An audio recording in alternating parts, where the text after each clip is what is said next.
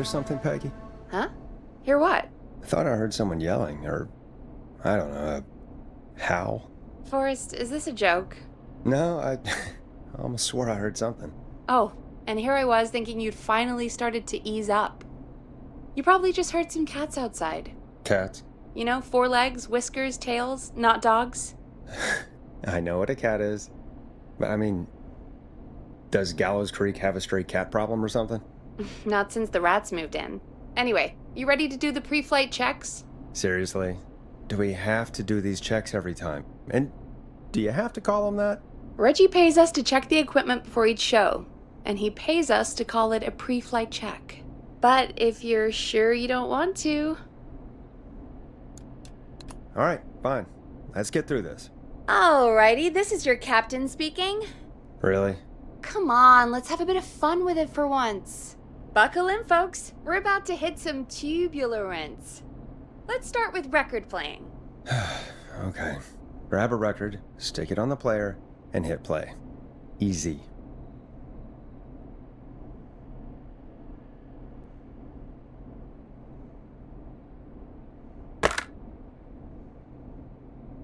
Forrest, you need to grab a record and stick it on the turntable. Got it. Great! Now turn it off. Alright, up next, phone line buttons. Your captain will be waiting to take your call on line 1. All right, Peggy. Ready for you on line 1. Who's Peggy? This is Captain Donald Key calling. Call me Don. You get it? Yeah, it's a riot. Great, and button 2 works just the same. So, let's move to the Peggy button. You mean the producer line? Like I said, the Peggy button. Press it when you need my help during the show. Is there a Peggy mute button? They haven't invented it yet. Now come on. The Peggy button is the 3rd one on the phone line. I labeled it for you. Press for Peggy. This is your brain, Forrest. Sorry I made you such an unfun turkey. I'm a turkey now, am I? Okay. Are we almost done? Sound blaster next. That's an easy one.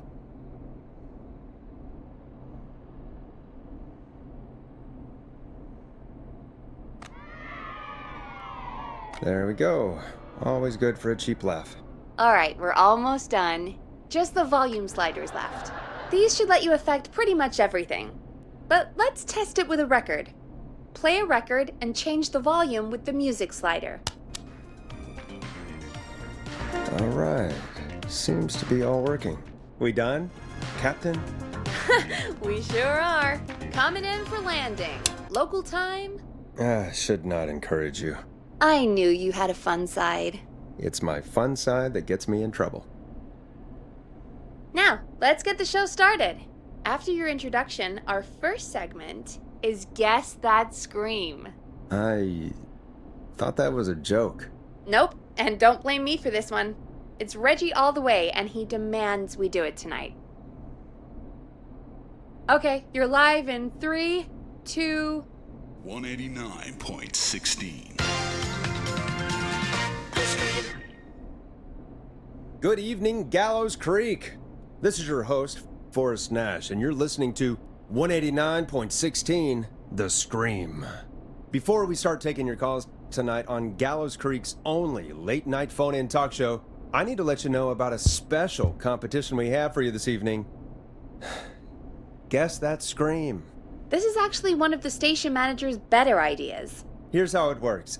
I'm gonna play you a scream, then you call and guess that scream. We need you to guess why they're screaming. Did they stub their toe, saw off a finger, or discover the corpse of a loved one? That's good. Now, Forrest, hit them with the tape. We'll play that scream in just a second. Listen close, and then call in to guess that scream. Peggy, what do you mean play the tape? I used to have a tape guy do that for me.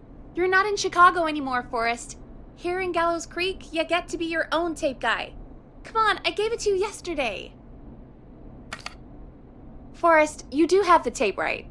You knew we were doing this tonight. Peggy, let's be real. Guess That Scream is a terrible idea. No, I don't have the tape. It may be a stupid idea, but that doesn't mean it can't be fun. We're going to need a scream tonight, Forrest, and you're the one at the mic, so... I used to go out all across America, and now I'm just screaming into a mic in a backwater town. Jesus. Come on, Forrest, just do it! That's enough dead air already. Just think of a scream and let it rip! Oh, God. Sorry about that. I'm back. Had to step away there for a second. Listen close, and then call in to Guess That Scream.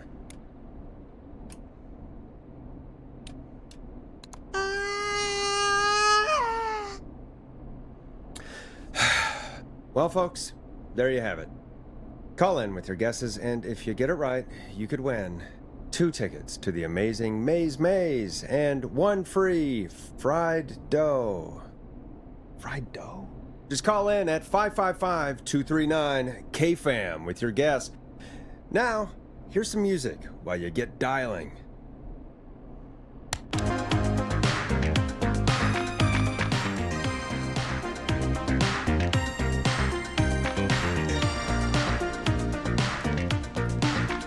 Time to go on the journey that is Last Processor with their hit song 1980X. Oh, God, Forrest, that was amazing! Thanks. I can't wait to hear what people think that was. How the hell did I get into this mess? Lighten up, Forrest. That's gonna be the highlight of my week.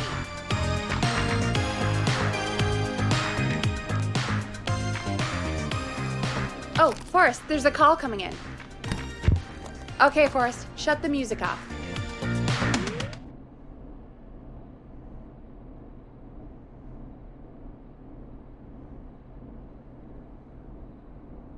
Time to turn the music off.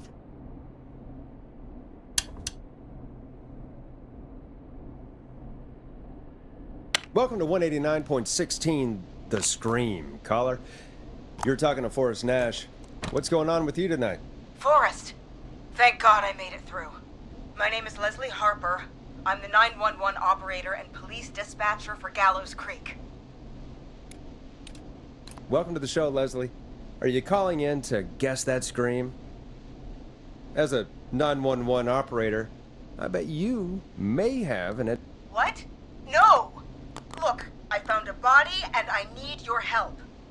911 is calling me to report a body. Interesting setup. All right, I'll bite. What's the punchline then? Forrest, I recognize her voice. I'm pretty sure that actually is our 911 operator. I think this is real. Peggy, I'm not gonna be happy if this is a prank. I don't do prank segments on my shows. It's in my contract. Forrest, I really don't think this is a prank. Leslie, I'll level with you. I find this hard to believe, but I'll hear you out. What exactly is going on? Sheriff Matthews is dead. What? Sheriff Matthews is dead? I couldn't get any response from the department. That's never happened before, so I came to the station and... I found him. Oh, God, poor Sheriff Matthews. Do you know what happened to him? Someone got him. Someone got up very close and... I really don't want to say what they did to him. Did he fight back?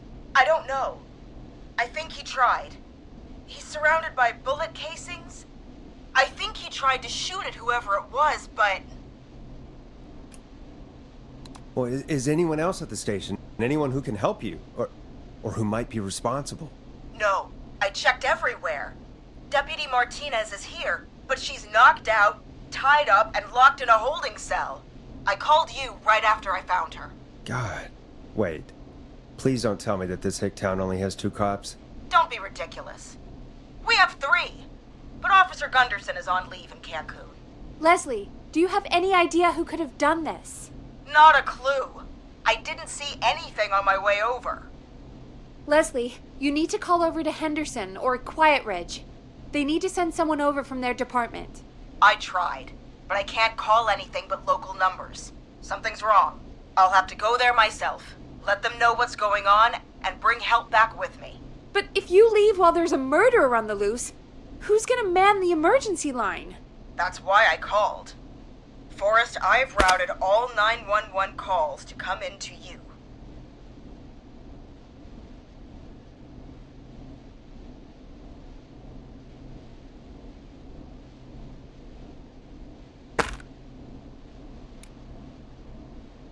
I'm a radio talk show host, Leslie.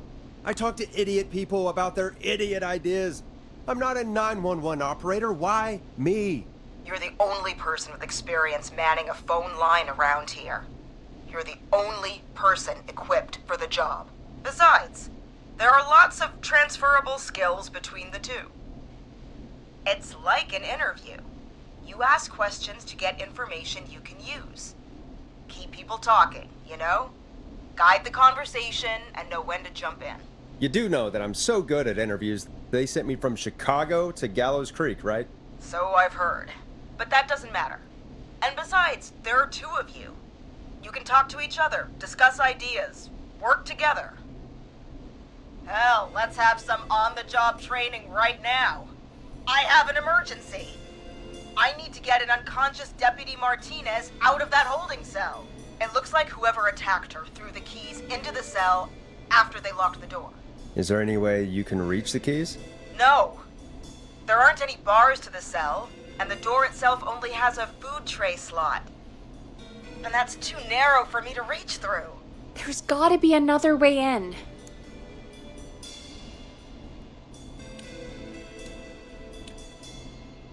There's gotta be another set of keys somewhere in that office.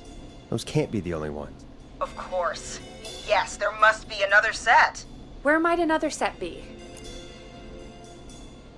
Have you looked around the officers' desks? That's the first place I'd check. That was the first place I checked, too. I couldn't find anything useful, though. Maybe Sheriff Matthews had a set of keys on him when he... you know.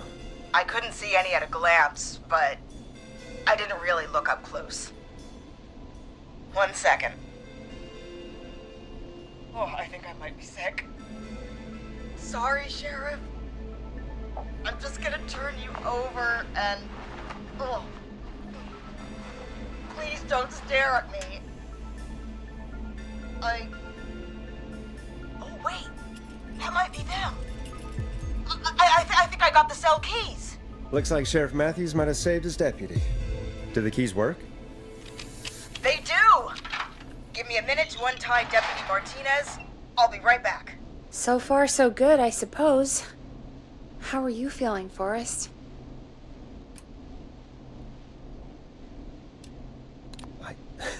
I swear to God, Peggy, if this is some sort of joke, I'm leaving this town. I've never heard of anything like this happening in broadcast. I've never heard about anything like this either. But we're here now, Forrest, and we've just got to see what happens next. Come on, Martinez. There we go.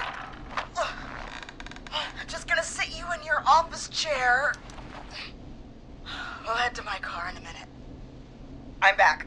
Deputy Martinez is still out cold. I'm taking her in the car with me to get help in Henderson.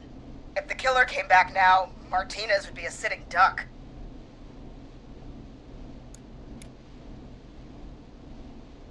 That's a good idea. We don't want to take any risks right now. Thank you, Forrest. You and Peggy just worked together like you did earlier. You can do this. Now I'll be back as soon as What? My car! My car is on fire! What do you mean it's on fire? How the hell? Did it just go up in smoke? What happened? Wait. What? No way. This can't... Oh, Forrest, we have big trouble. What's happening? What's that noise? It sounds like whistling? Whistling? It can't be. Oh my God. I can see him, but he's dead, right? Right? But that mask, how the hell is he? Who, Leslie? Who? The Whistling Man! The Whistling Man? Who's the Whistling Man? He was a serial killer back in the 50s, wore that mask. But he's dead! What the hell? Oh, God. Do you think he attacked Sheriff Matthews and Deputy Martinez? He's coming this way! Leslie, stay inside and lock the doors. Right. Shit, we need a new plan. My car's torched. We need to think!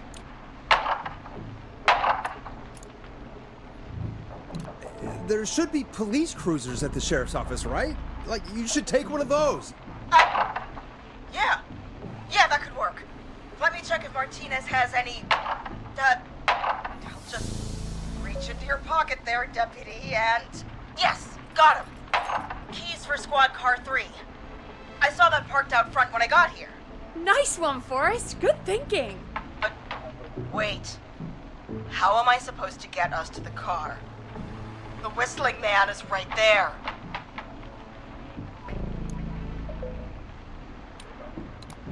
The sheriff must have a gun, right? Can you see it? There was a gun next to him. Let me grab it. Oh, shit. It's empty. He must have emptied it trying to defend himself.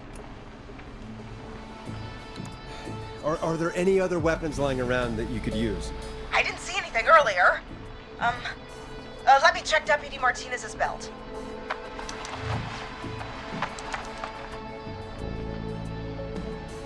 All right. It looks like the whistling man left her with her baton, pepper spray, and taser. I can only hold one if I'm carrying Deputy Martinez. Which should I take? I mean, it's gotta be the taser, right? Got it. I'm just going to grab Deputy Martinez and then... Wait. Do you hear that? No, I can't hear anything. Exactly. It's gone quiet. No more knocking. You said you could see the whistling man earlier. Can you still see him? Let me take a look. No. I don't see him anywhere. But I can see the car. Squad car 3. It's right there.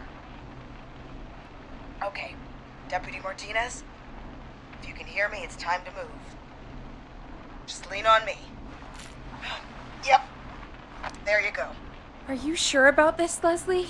No time like the present, right? So, here we go. Again, you're hooked into dispatch now, so I should be able to radio you when I reach the car. If I reach it. Speak to you soon. Good luck, Leslie.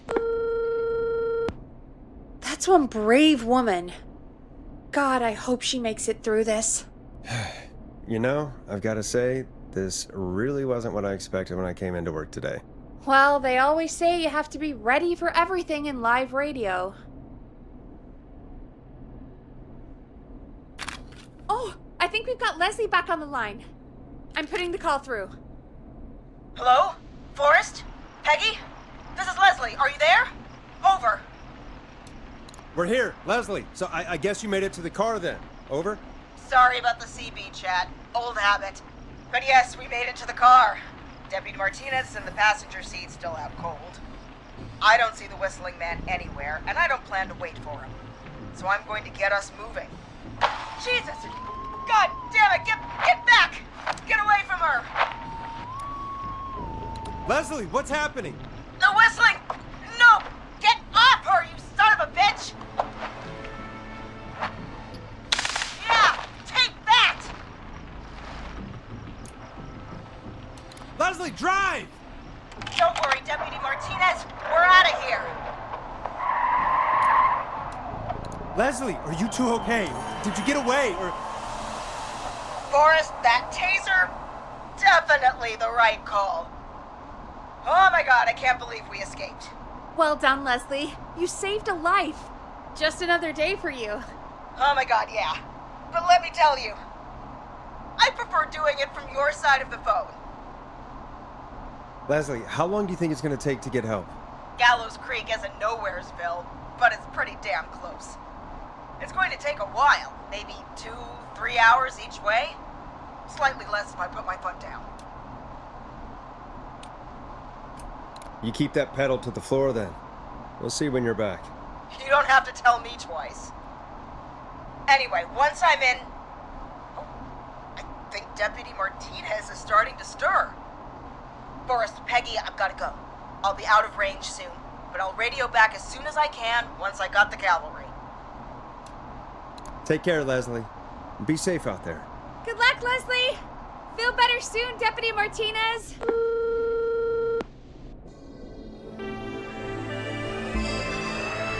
Folks, you heard it here. We've got a killer on the streets of Gallows Creek tonight. Please make sure to stay safe. And Leslie, we're counting on you. We're going to get back to the show meanwhile. If you have anything on your mind or have any information about this Whistling Man character, then give us a call.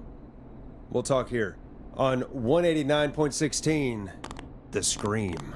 For now, here's another hit record for you all to enjoy.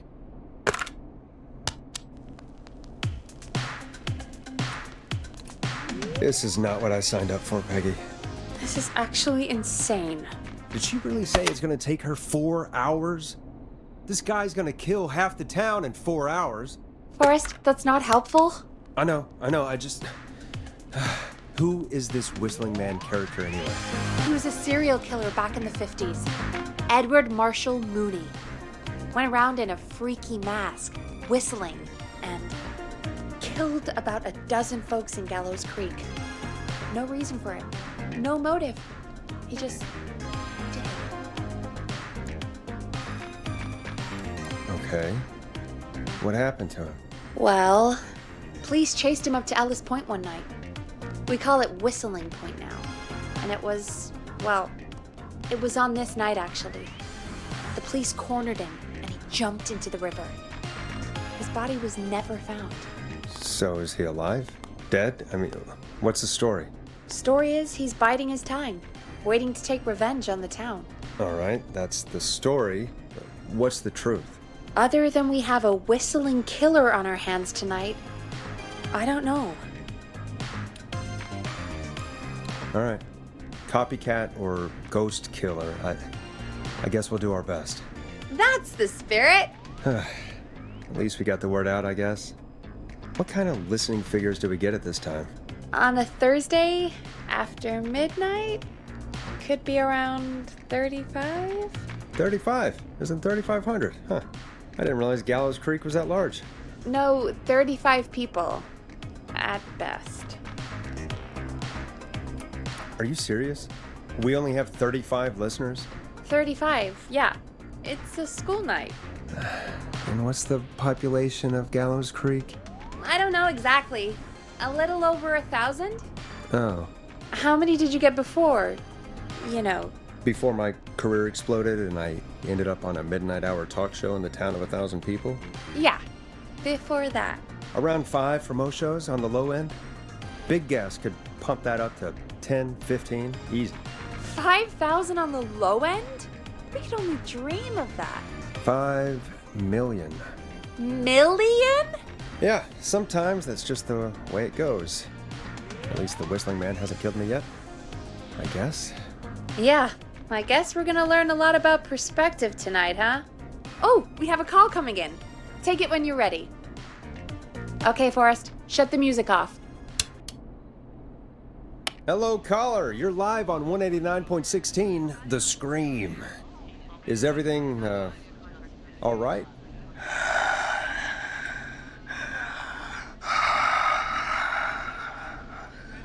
Okay, who is this? Are you, hello? Hello?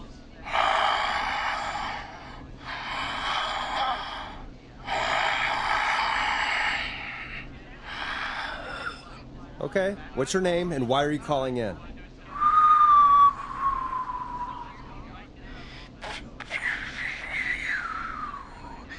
You know my name. I've come back from the dead to kill again. No one's safe. You don't have to do this, Mr. Whistling Man. You don't have to kill again. Oh, but I do. You must make a sacrifice to us. A sacrifice? To us? I mean, me.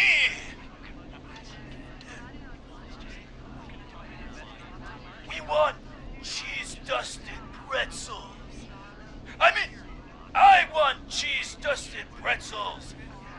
Or I'll cut your face off. Goddamn kids. I'm cutting them off. Yeah, cut him off.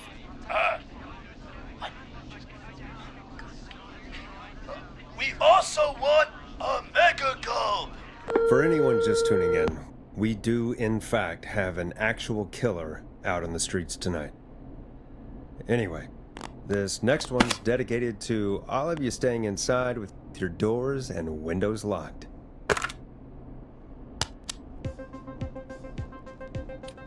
Now it's time to go with The Flow. And this is their hit, Crying for Help. Peggy, the hell was that? Kids pretending to be a killer who right now is stalking the town? It's a thing. A thing? Oh, kids around here.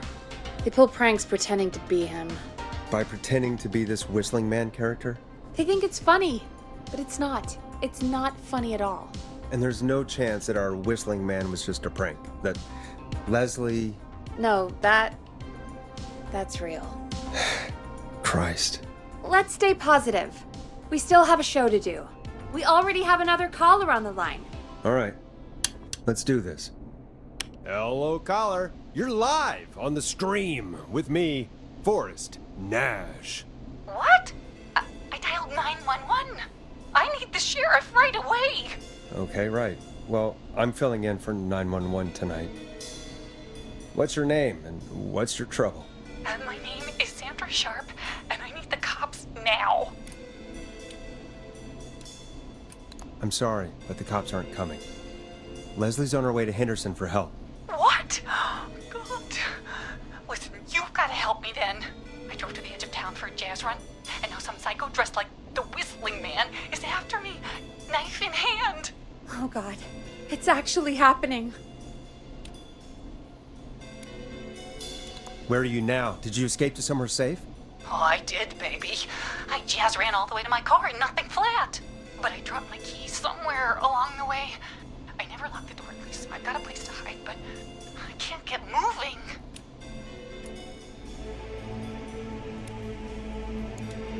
Is there anywhere else you can go? Do you have any friends nearby? Oh, I'm not going back out there.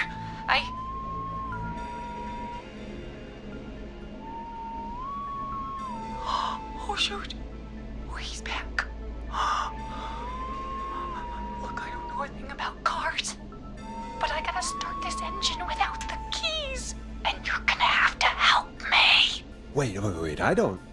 If it helps, I've got a toolkit buried beneath my spare sweatbands. I'll call you back when I find it. You're listening to 189.16, The Scream. Hosted by me, Forrest Nash, your friendly neighborhood radio host, mechanic, and savior. Sit tight while the record spins, folks. This one goes out to you, Sandra. Doesn't the station have a show about cars? The Tamora twins or something? Timberline twins talk motors. Yeah. You know they're not even brothers. Really? They look the same, though. I know, but they're not even related. It's weird. I asked them about it once, and they got really sweaty and defensive.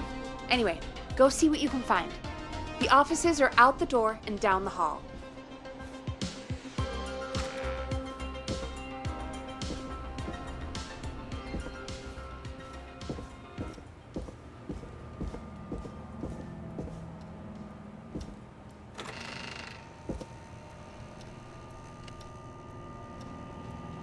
So many locked doors, so few keys.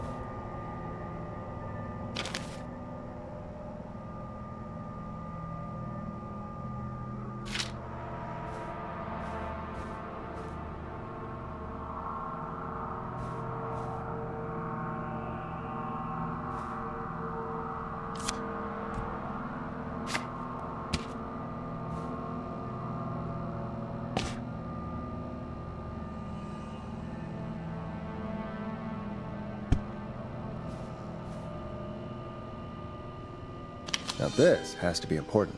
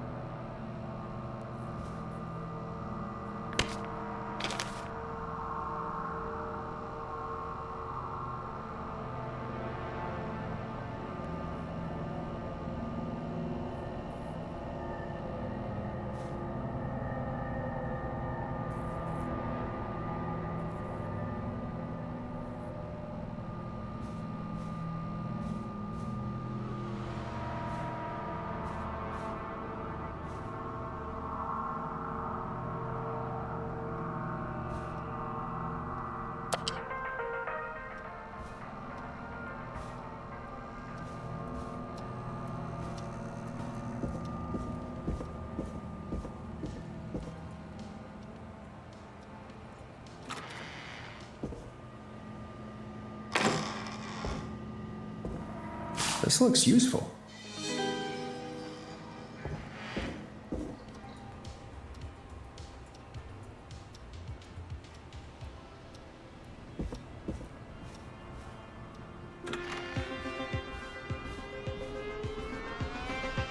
You find anything?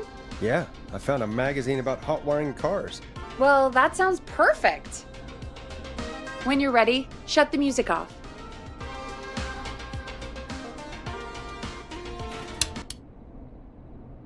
Caller on line 1.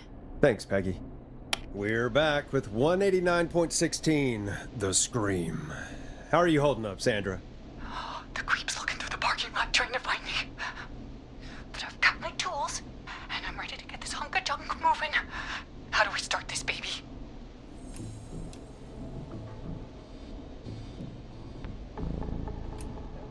Put the screwdriver in the ignition and twist clockwise. Here goes, baby. Screwdriver's too fat to fit. What next? Unscrew the steering column. All right. Just turn. Just turn. 1, 2, 1, 2. Oh, God. How long are these screws? Okay. Cover's off. There's a bunch of wires down here all paired up and... Oh, God, my heart is pumping. Tell me exactly what you see. Okay, I can do this. There's a red wire, a blue wire, a yellow wire, a green wire, and a brown wire. What's the serial number on the steering column? The number is 576-894-320.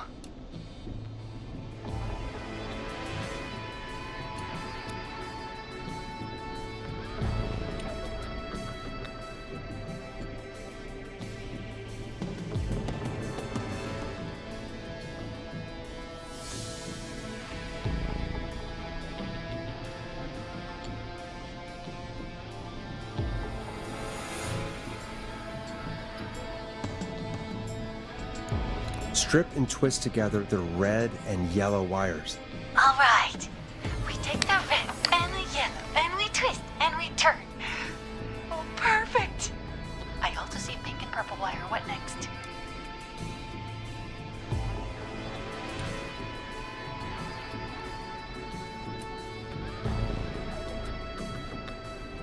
strip the purple wire and brush against the twisted wires. Okay. We strip and we brush and... Energize your body! Fantastic work, baby! Anytime you want to come down to the jazz studio, you get in for free! You just keep driving now, okay? And get home safe. Get home safe, Sandra. Will do, babies!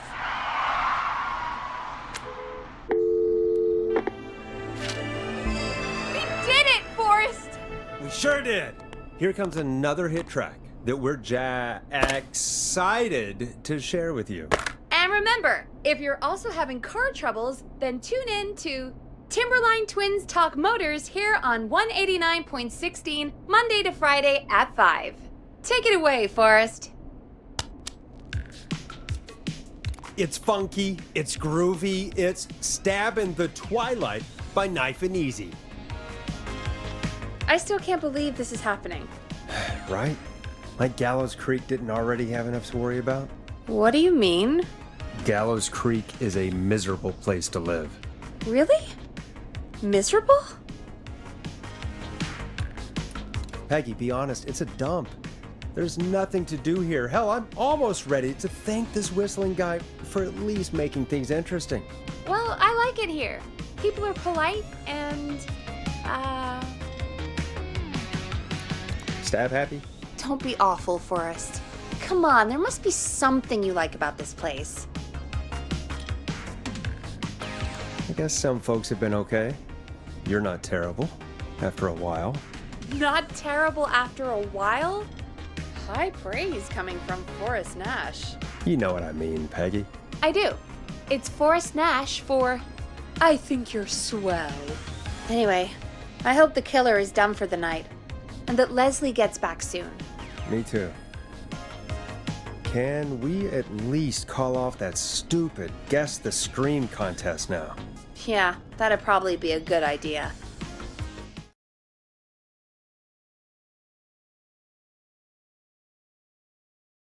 Caller on line 1.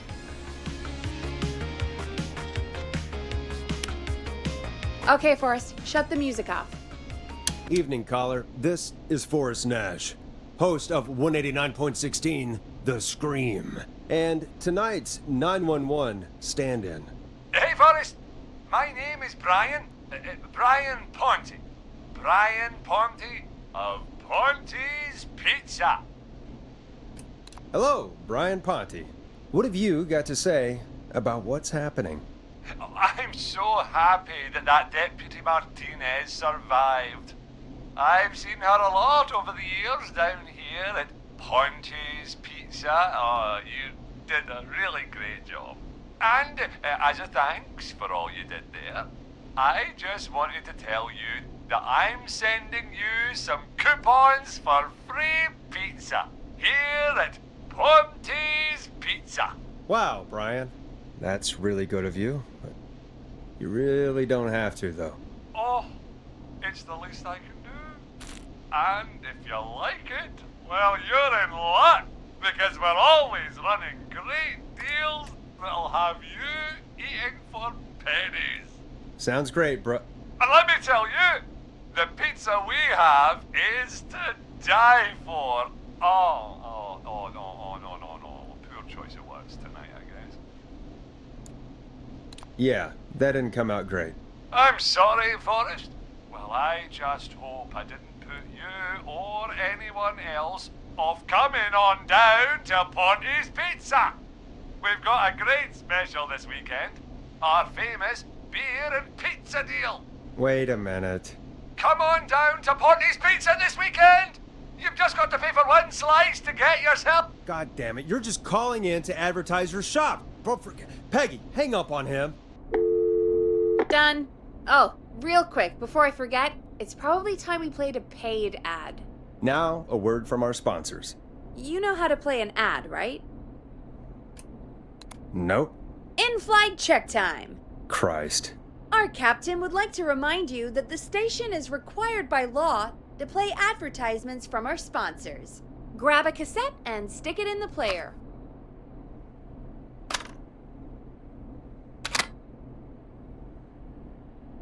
Done. Teddy Gallows Jr. is a family man, a devout Christian, and a proud patriot. Teddy Gallows Jr. is Gallows Creek. Like his father and all his fathers before him, Teddy Gallows Jr. has worked hard to create jobs, improve infrastructure, and make Gallows Creek a good place to raise a family. Unlike current mayor Linda Cartwright, Teddy Gallows Jr. lives in Gallows Creek. He's our neighbor, and he stands with our neighbors. Like Sheriff Matthews, who, after years of keeping the peace, Mayor Cartwright is trying to force into early retirement. Teddy Gallows Jr. doesn't believe in keeping a good man out of a job. Teddy Gallows Jr. believes in the American dream. Does Linda Cartwright? Help Teddy Gallows Jr. keep Gallows Creek a good American town. Help him become mayor. Take a swing for Gallows Creek. Vote for Teddy Gallows Jr. My name is Teddy Gallows Jr., and I approve this message. God, what a jackass. 100% grade A asshole. Linda Cartwright isn't super herself, but she's not... Yeah, we don't have any more of those ads to air tonight, do we? No, just the one. Good. I have to ask, though. Take a swing for Gallows Creek? He set the home run record for Gallows Creek High. Of course he's one of those guys. Yep, he played lots of sports back in the day, and he never lets anyone forget it. Right. Let's just get back to the show. Well, folks, hearing that reminds me that every vote matters. That ad really made me want to take a swing at Teddy Gallows. You mean take a swing for Teddy Gallows? Yeah, sure. Let's find out from our next caller who's got their vote. Welcome to The Scream with me, Forrest Nash. Yeah, Leslie. This is Maurice Russell from the Gallows Reporter. I'm at the office. This guy just broke in downstairs and... Wait. Forrest Nash? I want to speak to 911. Put Leslie on. What? God, another one? I am 911, at least for tonight, anyway. Damn it, son. I don't care who you are. Just put me on with Sheriff Matthews. Sheriff Matthews is dead. Dead? What happened? Did you witness the incident? Are you willing to do an interview for the reporter? I can cite you as an anonymous source, if that's a concern. We're live on the air. Anything we say can and will be broadcast. Live on... Damn it. All right. There's obviously a lot more going on than I know. Yeah, there's a lot happening tonight. You said someone broke in. That's nothing to get worked up about. Some idiot kid just broke in, dressed as the Whistling Man. Teens. They get worse every year.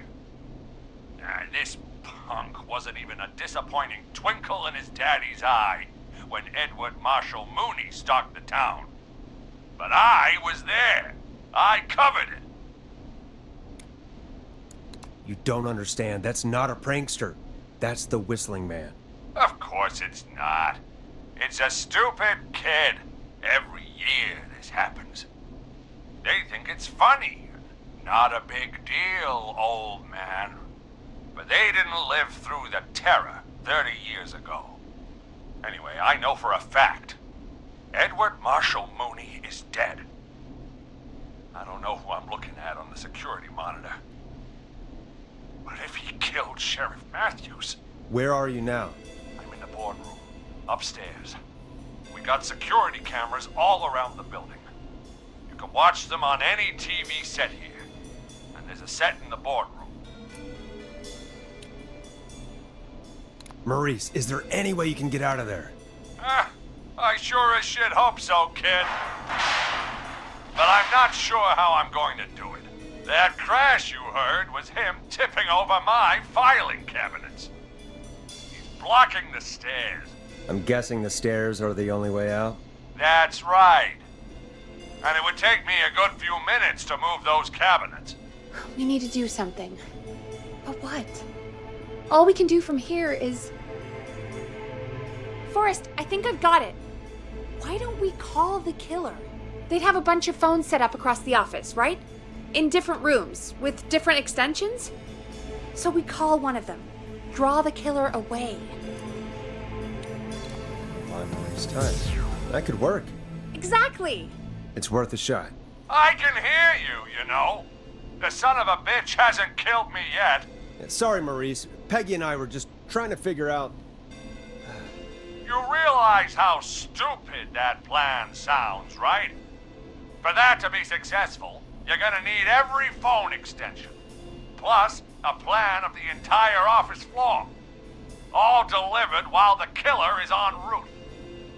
I've got it. And thank God I've always been cool under pressure. Don't go anywhere.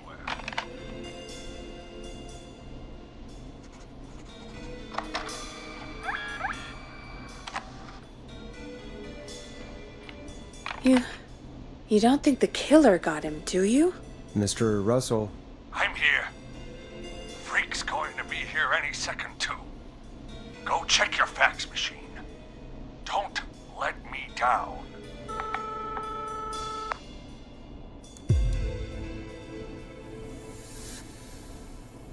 that was fast. How do you know our fax machine number?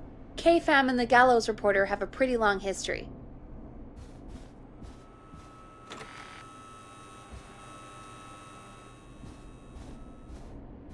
Go, Forrest! The fax machine's in the office on the other side of the hall. Thanks, Peggy. Be right back. Okay, go to the office on the other end of the hall. Grab the fax from the machine. Easy. This must be it.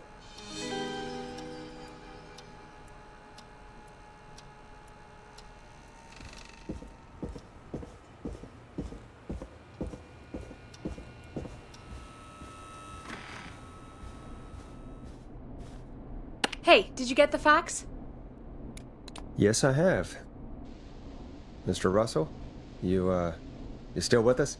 I am. You get my fax? Yeah, I got it right here. Good. I knew you could at least manage that. Okay, folks, we're back on the line with Maurice. Let's see if we can help him avoid the Whistling Man. Here's the situation. The Whistling Man searched every room in the hall leading up to the boardroom. And now, he's in the office next door. It's now or never. This plan of yours better work. I'm ready on my end, Forrest. Again, we want to draw the killer away by dialing an extension number, and then move Maurice somewhere safe. So, what extension should I call?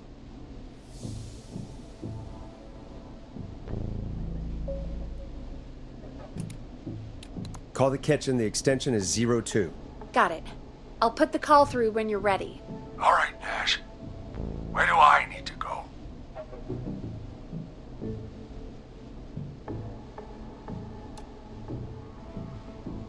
You're moving to the archives. The archives? That's just across from the kitchen. It's going to be tight. Are you sure, Nash?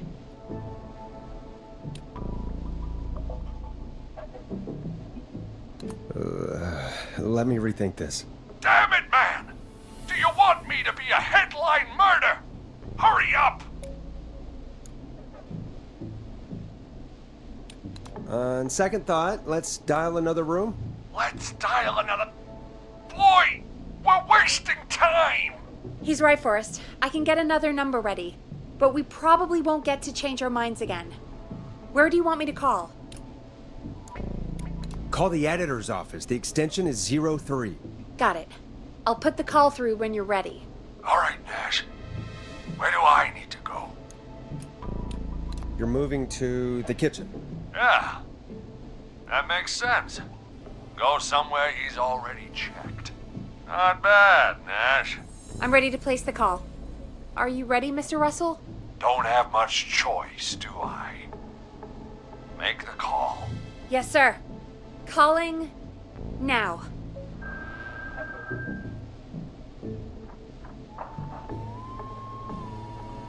I can't believe it. He's actually heading to my office.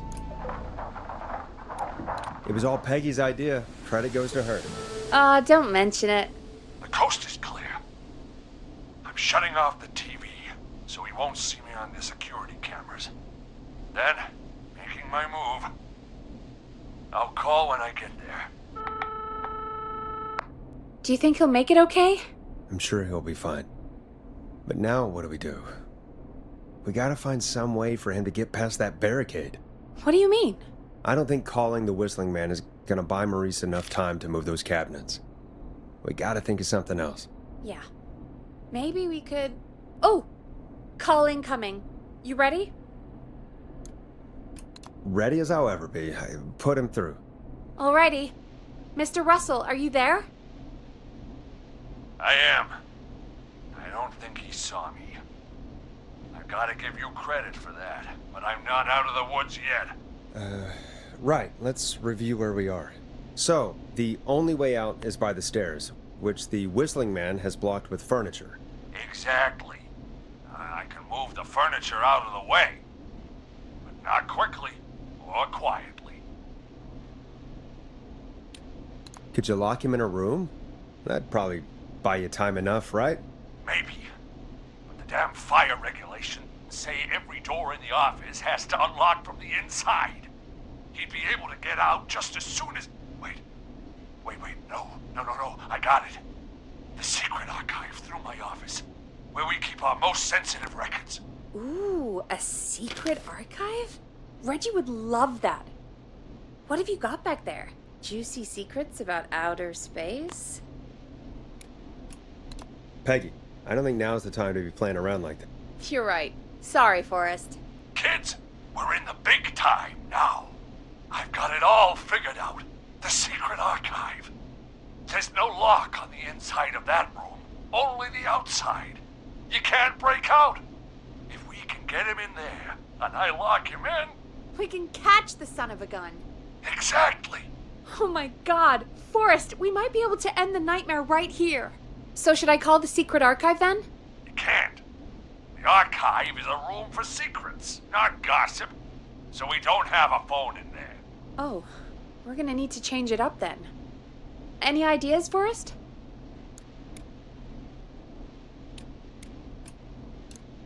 Maybe we could use a radio. There's no radio in the secret archives. Are there no radios at your offices? I don't have one in my office, but... What is it? Our sports reporter, Hopkins. He has a little portable radio he never turns off when he's here. That might be what we need then. Is his portable radio still there? It should be. It's what he calls his work radio. It should be in the archives, actually. I'll sneak over while our friend is still distracted with his search. I'll call you back once I've got the radio. We're gonna save him, Forrest. Heck, if this works, we might even save the whole town. There's still a lot to do before we celebrate. Let's just see how it goes first. What do you mean? He's not out of there yet. He's still got to find the radio, unblock the stairs. I know, but we've got a plan for how to do that. And, oh, call incoming from the reporter. Putting it through now. Nash, hello? Nash, are you there? I'm here. Is everything okay? I found the radio. It's right where I thought it would be. It's all coming together. I'm just going to turn it on quickly, make sure it's still got some juice. Maurice, turn the volume down. We don't want that thing blasting just yet. Yeah, I knew that, Nash. I was just doing that when you yelled at me. The radio works! If I make it out alive, Hopkins might just get that day off he wanted. He's earned it. Let's do it for Hopkins, Forrest. Wait. Ah, God damn it. If I can't have this stupid thing turned up, how am I supposed to draw the killer? I can't be in the room when it's on, or I'm dead. You just... Oh, that's a good point. But wait, we're the radio. We can just be quiet until you're ready. If you can do that, then... Yeah, sure. 189.7 16, I know that's your station number. But a good editor always double checks. Can you confirm that? 189.16, The Scream. Gallows Creek's best and only phone-in talk show. With me, Forrest Nash. And me, Peggy.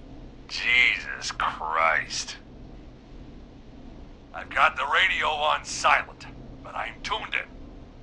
Now, I just need to get to my office. Sounds like we need to make another call, Forrest.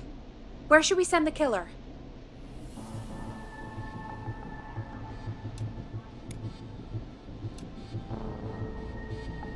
Call the archives. The extension is 01. I'm in the archives. Keep your head on, man, or he's gonna cut off mine. Call the boardroom. The extension is 04. That might work. The boardroom is fairly close to the editor's office, but we haven't seen the killer go there yet. Are you sure?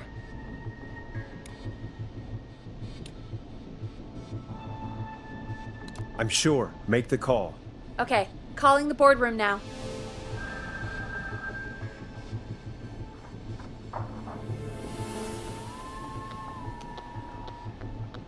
He's on the move. I'll call you guys from my office in a second. Looks like we're almost through this nightmare.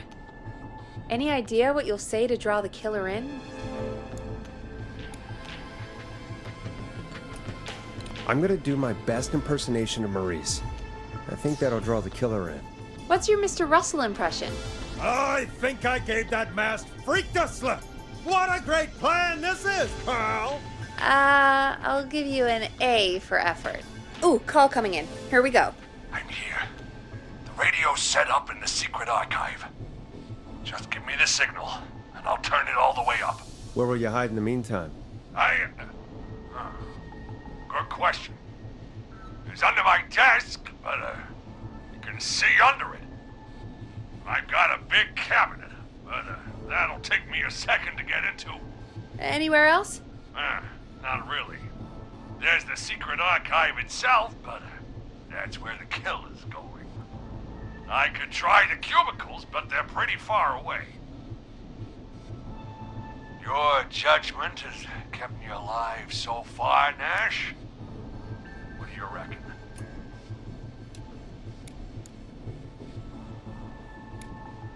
Hide among the cubicles. All right.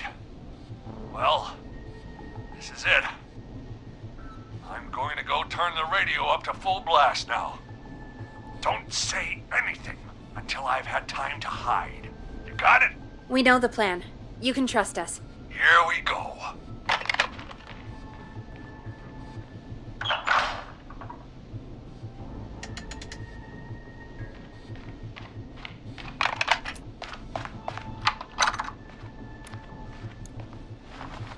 I think it should be safe now, Forrest. That's it! No more hiding! I'm a tough old man. I've been on the beat longer than you've been alive!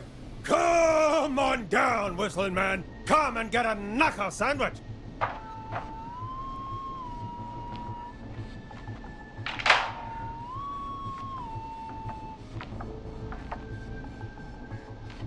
Oh, son of a bitch!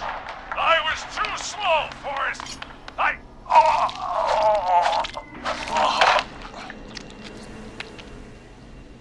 Forrest, he's... Gone. Let's put on a song. Give us some time to recover. I think that would be for the best, Peggy. Folks, we'll be back soon. If you have any stories about Maurice that you'd like to share, give us a call after this next track.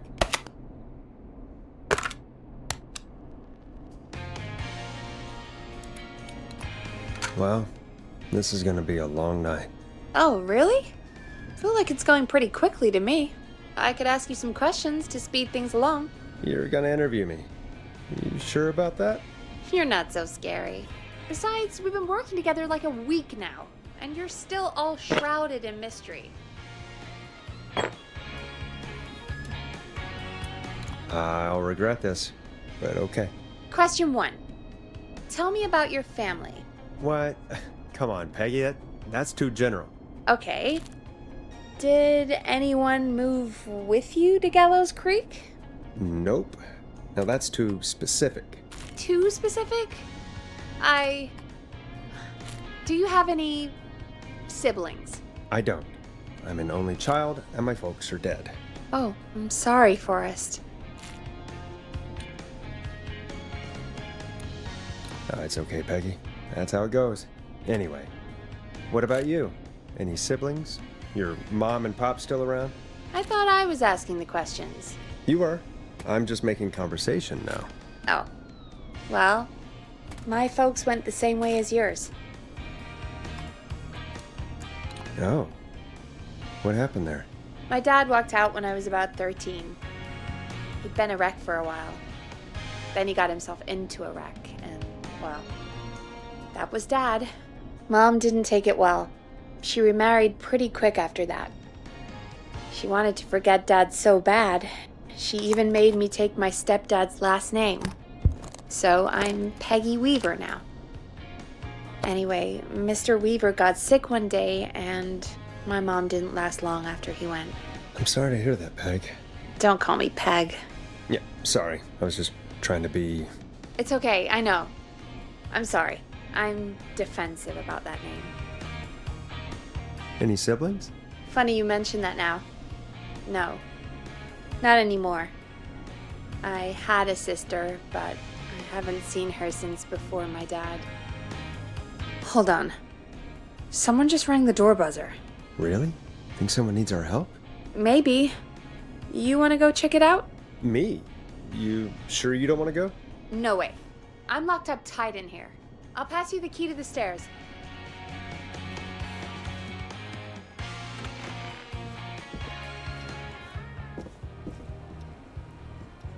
Okay. Down to the first floor, then check the door.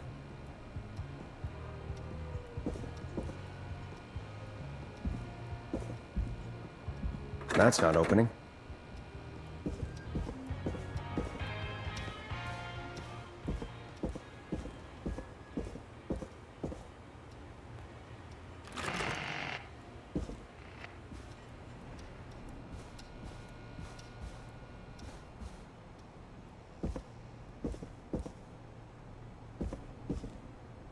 A tape. Play on air.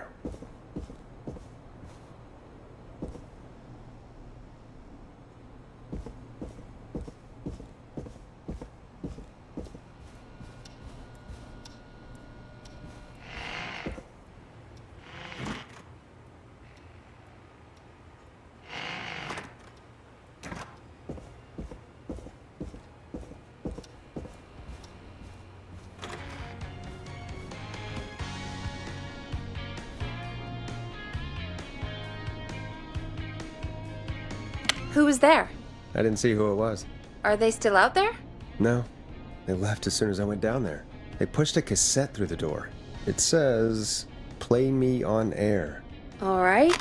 Well, turn the music off and play it.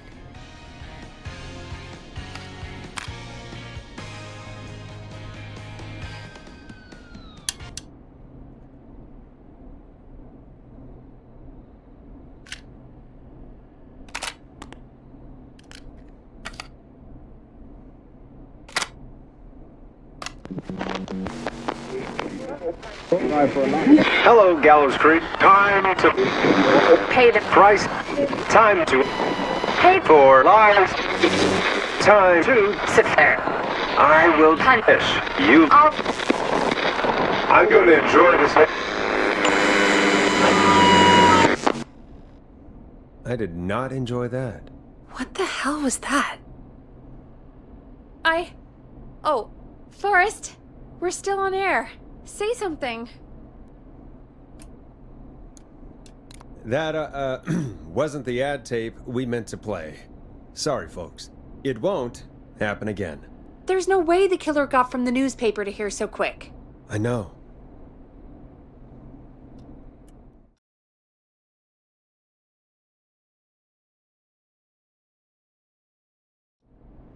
Thank you again, Mrs. Mackenzie, for the helpful tip. The bagger at the grocery store cannot whistle. We'll remove her from the suspect list. Let's go to a break. I need you for a second. All right, folks. We need to take a quick break. This one's for all those folks out there keeping the hatches battened.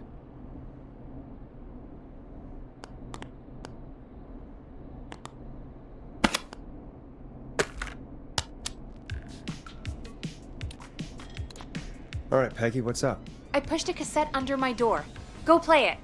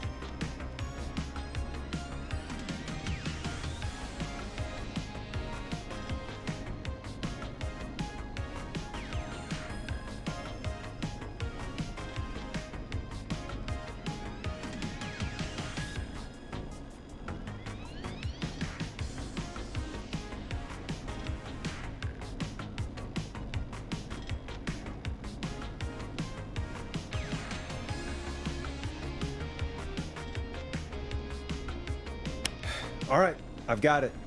Did we forget an ad or something? I don't know. It was buried in my work mail. I only just saw it. See what it says. Play me ASAP. Off air. That's Reggie's handwriting. And he wrote it in purple. And? Purple is Reggie's angry color. He only writes in purple when he's really pissed off. That was Roddy Snatcher, Forrest. You know, Roddy Snatcher? What do you think he's angry about? Yeah, Roddy and I are old friends. I have no idea. Maybe... No, probably not that. I don't know. Just go play it. I love Roddy. I Will Always Find You was my song. I wish we still had it in rotation. Oh my god, I can't believe you know Roddy Snatcher. And I can't believe you didn't tell me he sent you his new single.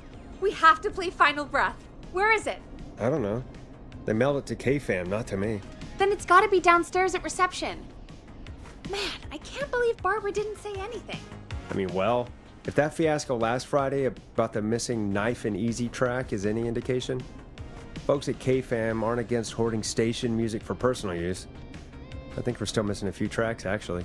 Well, go get Roddy's song before Gina sues the pants off us.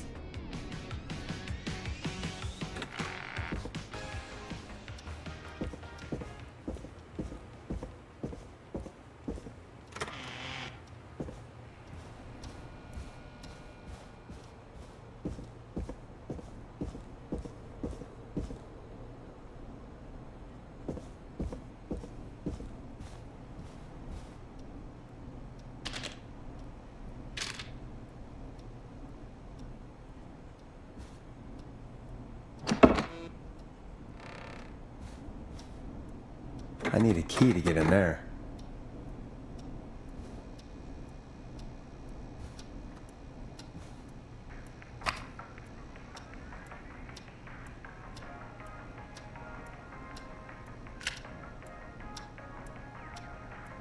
This must be it. Final breath. My tiny selection grows.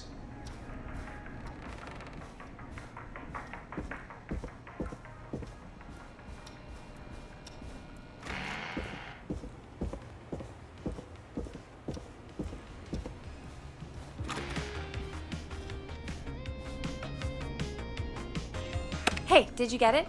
Got it. Let's get this on the air.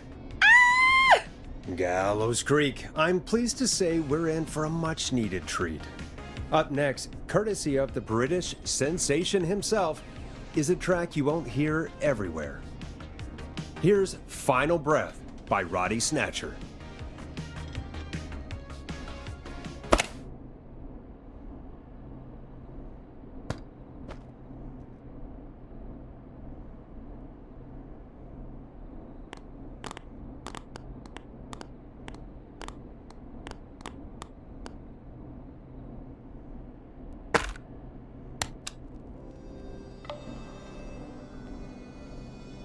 Wow.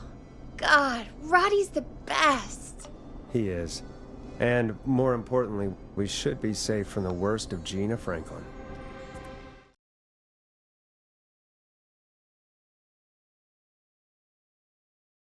And I think that's every time I've seen him live. Peggy, you just talked through the whole song. Oh, whoops. It's okay. I can just play it on loop later. Oh, shoot. I just noticed we have a caller waiting. I really hope it's nothing serious. Evening, caller. This is Forrest Nash, host of 189.16, The Scream, and tonight's 911 stand-in. This is Murphy! Hello, Murphy. What have you got for us tonight? Two things, Forrest. First, happy birthday to my son, Fernando. He's 3 today, and man, being his daddy has changed my life. I've learned how to live, how to laugh, and most importantly, how to love. Aw, happy birthday, Fernando. Happy birthday, Fernando. Thanks. And now, my other thing. I'm putting the word out to this so-called killer.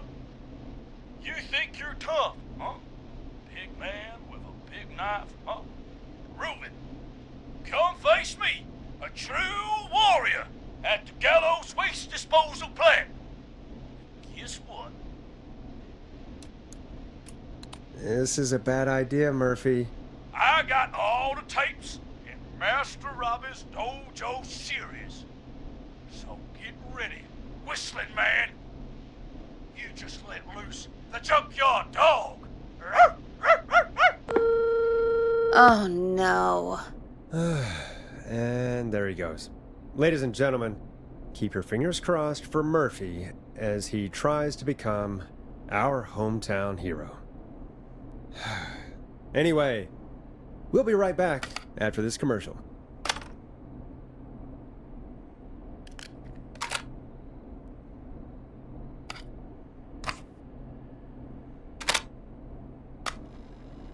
World-famous annual Gallows Creek Harvest Festival is back!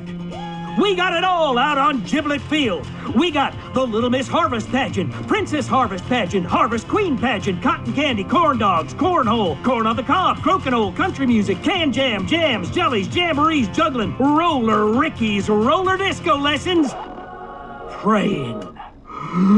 We got baby crawling, balloon popping, balloons for sale, beard contest, horseshoes, hayride, hay toss, hey you there, safe donkeys and ponies, apple bobbing, firearms, fireworks, funnel cakes, fried dough, seed spitting, sand licking, cracker cramming, and cat shop. And fake tattoo, face painting, puppets, petting zoo, amazing maze, square dancing, story swapping, spelling bee, quilting bee, and sewing circle, pie eating, lawnmower racing, hot dog eating contest, flower contest, and of course our famous gourd measure-off. The festival is brought to you by Mayor Linda Cartwright, sponsored by Gallows & Sons Factory, and dedicated to the memory of Garrett Miley, tragically taken from us last festival. I can see why it's world famous. It's a highlight around here, Forrest. Oh, I am sorry to hear that, Peggy. All right, folks, welcome back to the show. We have a note from my producer. That's right. Come find me at the Harvest Festival tomorrow to grab your choice of a K-Fam mug, sticker set, or poster. Let's see what our next caller would choose. We got a caller. You know what to do.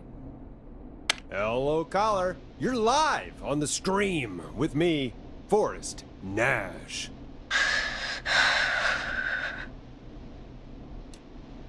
Who's there? Who is this? Are you okay? Do you need help? Forrest? He called me? That horrible whistling down the phone. He's coming for me? Jesus. Okay, listen, caller, don't panic. We've done this a few times now. We can help you. A few times already? So, you saved them, or? Sure. Okay. Okay. We're gonna help you. Can you tell me your name, caller? I'm Dr. Sullivan. Virginia. Sorry. Take some deep breaths, Virginia. You're gonna be okay. Please don't let me die. I won't. Just calm down. Tell me where you are right now. What's your address? Oh, God. Maybe you can hide in your house? He'll find me. I know he'll find me. Can you run out back? No. What if he's outside, waiting for me? Oh, God. Is there a neighbor you can call for help? No. Everyone's away tonight. There's just a fraternity down the street. You live by a frat house. Yes, they're having a party. That takeout coming in all night. One covered in beer cans. They're getting wasted, and I'm about to get... Oh, God. Virginia, what's the name of the frat? It's... Oh, God. I can't think. I can't... Any idea what the frat might be, Peggy? If I knew where she was, I might know, but... Wait, the takeout! If we can get takeout to the frat, we can get a message to them to go and help. Virginia, who did they order takeout from? I don't know. Come on, Virginia. Try to remember. I can't do this. Well, folks, seems like our Virginia hung up. While we try to figure out what takeout to order, here's some music for your own midnight snacks. Peggy, what places do takeout in Gallows Creek? Off the top of my head? Well... There's the barbecue place, Grilling Spree, and you can order from Chalupa Cabras. Oh, and of course we have Ponty's Pizza. That's it, I think. All right. We'll call each place and ask who they deliver to tonight. That's not going to work. Takeout client privilege. What? There was a lot of competition back in the day. Things got ugly. It's a long story. But what we can do is this. We figure out where the frat boys ordered from, call the takeout pretending to be from the frat, place an order, and include a note asking them to call the station. There's no other way, is there? Not that I can see. Well, let's not waste any time then. That's the spirit. You got any suggestions on where to look? Check the offices for anything food related. And maybe the kitchen downstairs. You'll need a key for that. I'll just slide it under my door now. Thanks, Peggy. God, where to start? What would make me order from somewhere if I were a partying frat boy? We have a food critic, right? Chad or Brad or... I'll just have to look around.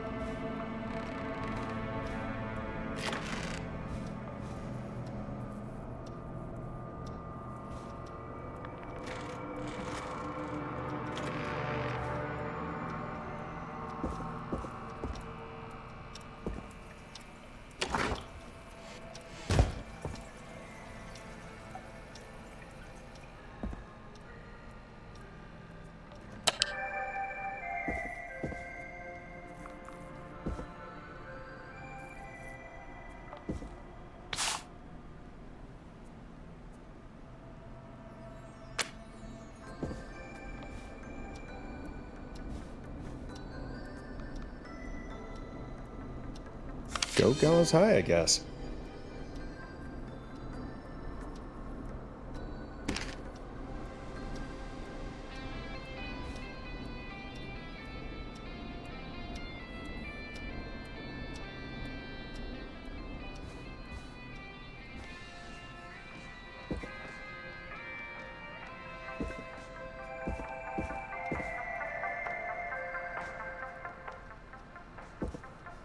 Rooting through trash. This is a new low. Ooh. Interesting offer.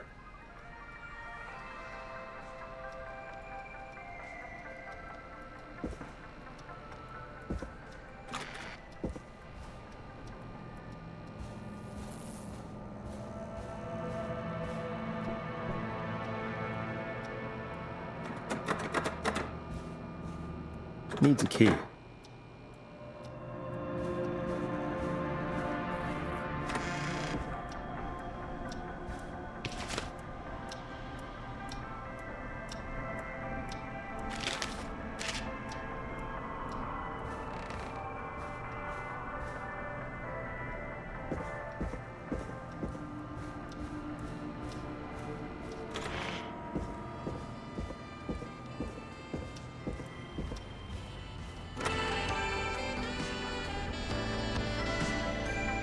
Hey, find anything useful?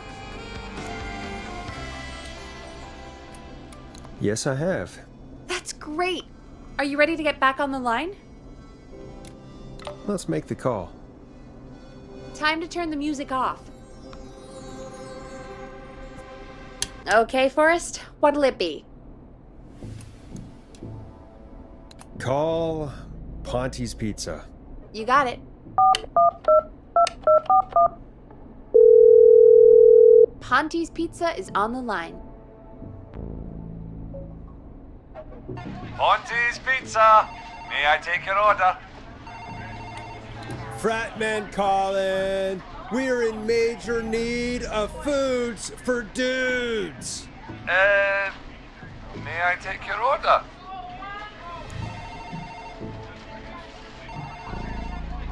Oh man, I got a frat to feed. So give me that slow roast pizza. Oh, a fine choice. But that will take 3 hours. You sure? Never mind, just give me the garlic bread.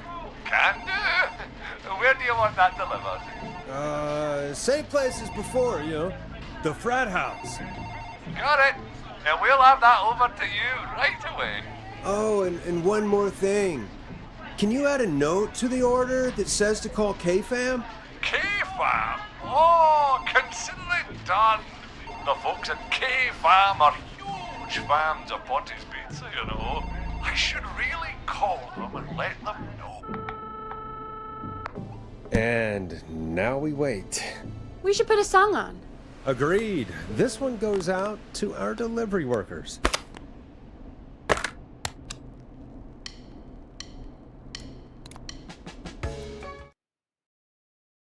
Which of the takeout places would you order from? To save Virginia?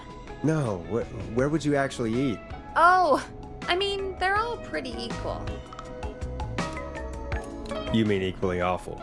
No, equally good. But if I had to order, not Ponty. He's not Ponty.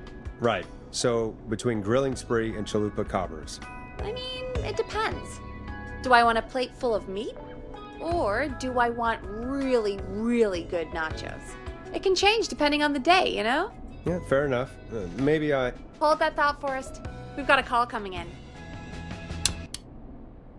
Hello, caller. You're live on The Scream with me, Forrest Nash. Hey, this is Fratman Bunker. We got some garlic bread and a note to call this number. Yes!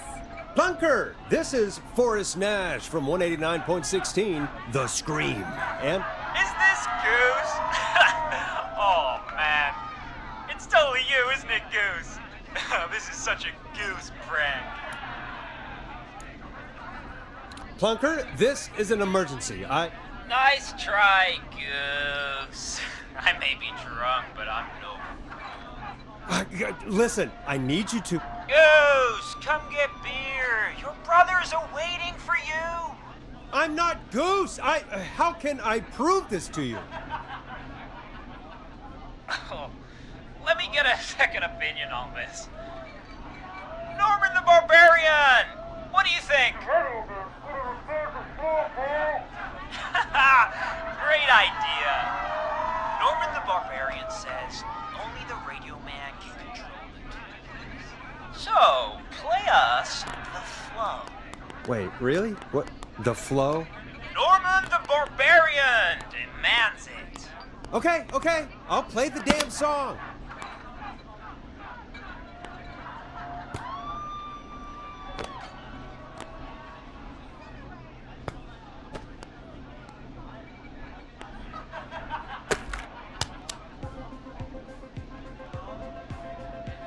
Oh, shit! Okay, Radio Man. Got my attention. What is it? Thank God. Listen, you've got to get over to your neighbor's house. All of you. Just... Say no more. Bunker's moving the house. Forrest, line 2. Hello, you're live on 189.16, The Scream. Forrest, it's the killer. He's at the door. Grace. Oh my God, it's you, isn't it? God, I didn't talk, I promise. Whoa! The party has arrived! Oh, thank God. He's gone and... Oh! Oh, is that you, Radio Man? Don't worry, we brought the beer. Good times are here. I could use a drink. Thank you, Forrest. You're welcome, Virginia. And thank you to Plunker and his fraternity brothers. Some heroes wear capes, some wear sheets as togas. Hey, Forrest, did you hear what Virginia said earlier? What was that all about? Clive, I didn't talk. Do you know what she meant? There's a janitor here at the station named Clive, but your guess is as good as mine. All right, folks. Seems we may have a lead. If any of you know a suspicious Clive, then please call in. It could save lives. In the meantime, looks like we have another caller. Hello, caller. You're live on The Scream with me, Forrest Nash. It's great to speak with you, Forrest. As a local small business owner, I find this all horrifying. A killer roaming the streets of our fair town? Ooh, terrible. I hear you there. It's a scary time for everyone in Gallows Creek. How are you holding up? You somewhere safe tonight? Yes, Forrest, I am. I'm here at work in my small business. It's a safe, family-friendly place. Oh, what small business do you own? Oh, well, I'm not really big on promotion, but since you ask, it's Ponty's Pizza! The best and only pizza place in town! Come on down and get yourself a cracking deal on our 2-for-1. God damn it, Ponty, no! No free ads! I mean, I guess we can't be that mad at him. Calling Ponty's did save Virginia. I can be mad, Peggy. That sort of thing just... I can be mad. Look, he's gone now. We already have somebody else on the line. Just take a deep breath and let's keep going. Okay, Forrest, shut the music off. Evening, caller. This is Forrest Nash, host of 189.16, The Scream. And tonight's 911 stand-in. Hi. Hello? Am I on air? Sure are, caller. What's your name? And what have you got for us tonight? Name's Eugene Stein, and I've got a heart full of love, Forrest.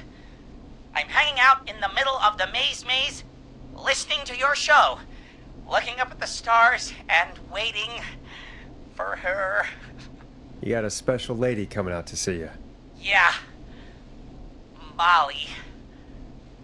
We planned to get lost in the maze tonight, to take our first journey together into the love labyrinth. That's why I'm calling, actually.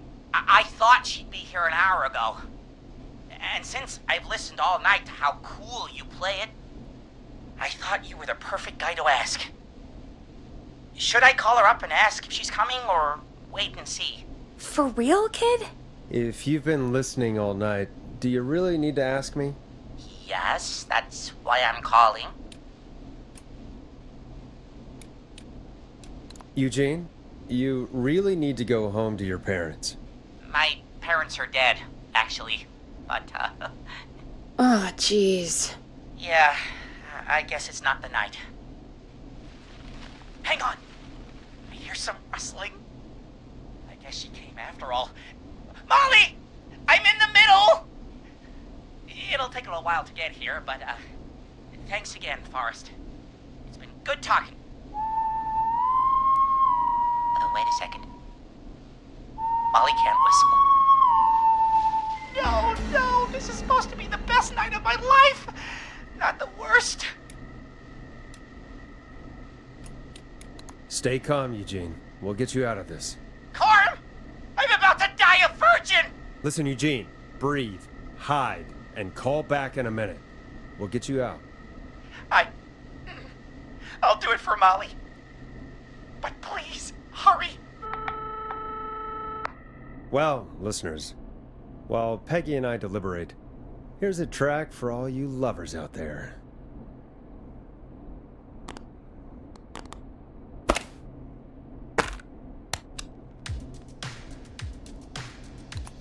How the hell am I supposed to get him through the maze? You know Barbara, our receptionist? She's a maze fanatic. Shame she isn't here.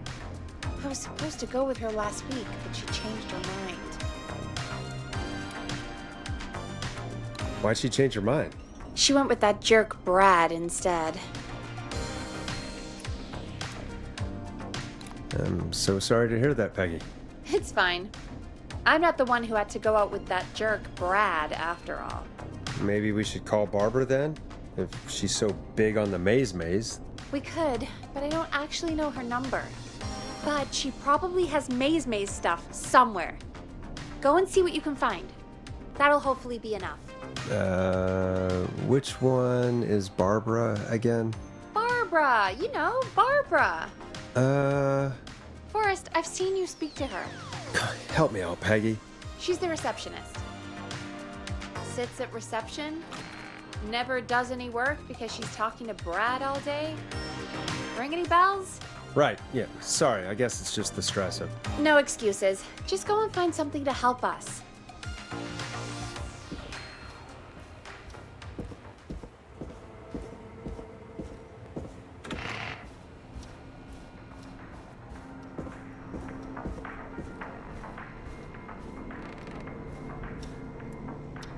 Bingo, here's what I was looking for.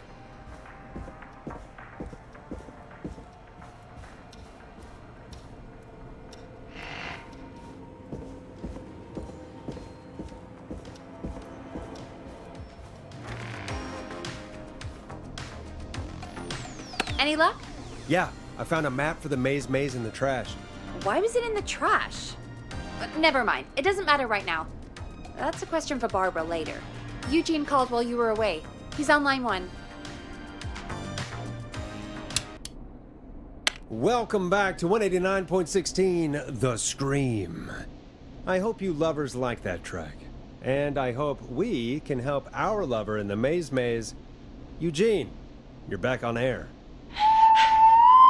I'm lost, Forrest. I just ran and I don't know where I am.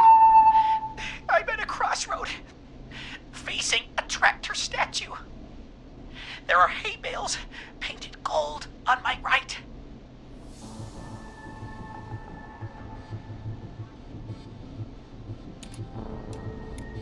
Go left.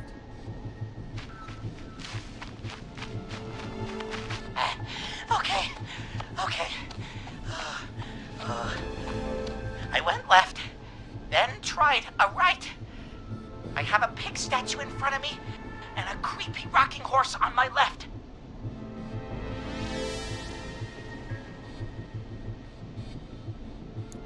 Go backwards. Oh, God. Why didn't I just invite her over? I'm at a crossroads. There's a pitchfork statue up ahead. Which way?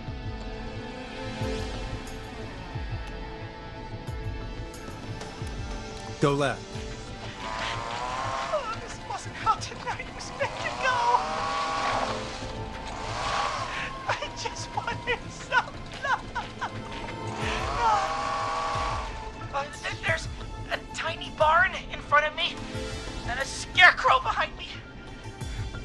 to my sides.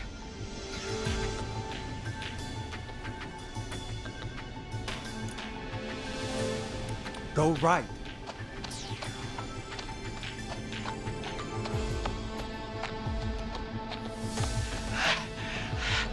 I can't run much more. I just passed a cordon silo. Didn't see anything else.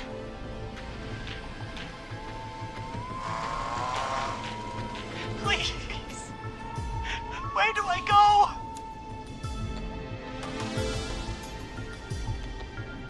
Go right.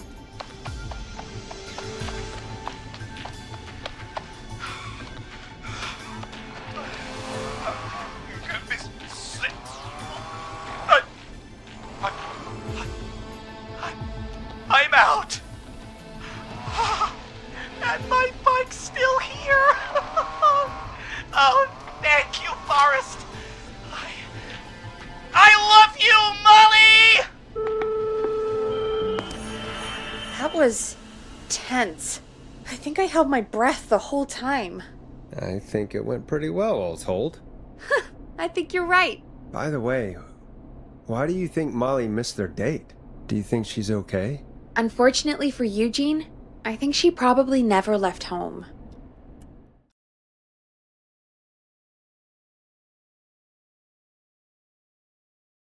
And thank you for calling in, Mr. Walton. We'll make sure to add the town librarian to our list of suspicious Clives. Remember, report a Clive to stay alive. Next caller is up, Forrest, so take it away. Caller, you're through to Forrest Nash on 189.16, The Scream. Hey, wonderful show tonight, Forrest. I don't know about wonderful, but, thanks. What's your name, caller? You can call me Dawn. Could you play my tune, Forrest? Your tune. Sure. Long Ride Home. That old song. Sure. We got it. I think I played it the other day. Thanks. It'll be good to hear it again. All right, folks. Coming up is that old classic. Forrest, I don't think you're gonna find that song. What do you mean? I played it a few nights ago. I know, but, we don't have it anymore. What are you talking about? I threw it away. You threw it in the trash? No, I threw it out the window earlier today. Becky, that's a bit extreme, isn't it? Brad was annoying me all afternoon. He played it on repeat because he knows I don't like it. So I grabbed it and threw it right out of one of the office windows. Not my finest hour, but I can only take so much. All right. So, what do we do instead then? Let's just play a different song. We've got more important things to think about anyway. Gotcha. Okay, folks. Here comes some unrequested music. Sorry about that, Dawn. Maybe try again tomorrow night. Sorry.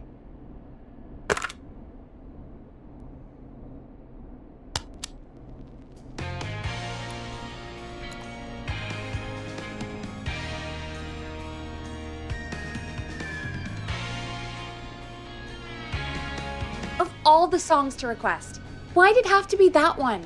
Gee, Peggy, what did the barn finds ever do to you? Wrote that song, for one.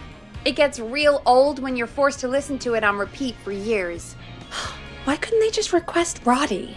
Oh, Forrest, scrap the song. We have another caller. Sorry to cut the music short, folks. Callers take priority tonight. Welcome to 189.16, The Scream. This is Forrest Nash. Forrest? Oh, thank God. It's me again. Murphy. Hey, what brings you back? Oh, the killer got me, man. Why did I ever trust a guy named Master Robbie? I warned you not to. Hindsight is 20/20, okay? Forrest, we need to do something. Goddamn piece of... He came to the Gallows Waste Disposal Plant. Beat on me, man. Carry me inside and lock me in a dumpster. I got a flashlight, but... Oh, goddamn. I smell smoke. I think he started a fire. Hold on, Murphy. We'll call for help right now. You gotta hurry, man. I need someone here now or I'm gonna die. Peggy, get the fire department on the line. On it. All right. Now just... Come on, pick up. Hi. Yes, I'd like to report a fire over at the Gallows Waste Disposal Plant. It's an emergency. What do you mean it's not operational? Why is there no backup vehicle? Oh, god damn it! Forrest, that evil son of a bitch slashed the tires on the town's only fire engine. They can't do anything. But I have a few friends who live nearby. Maybe one of them can save Murphy. Where do they live? My friend Alex lives on the corner of Haddonfield and Romero Street, and Catherine lives on the west end of Myers Lane. And there's Jericho on the east end of Myers Lane. But he's old. Really old. Okay, I'll check the map, see who would be best to do this.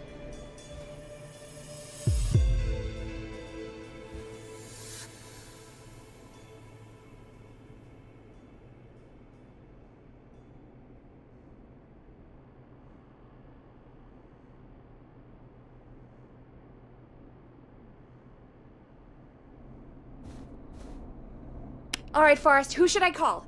Who can help Murphy?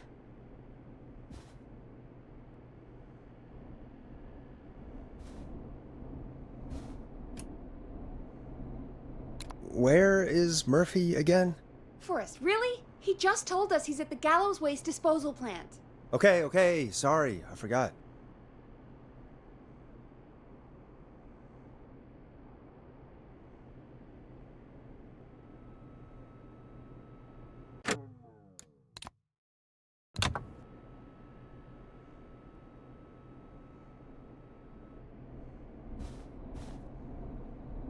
All right, Forrest, who should I call?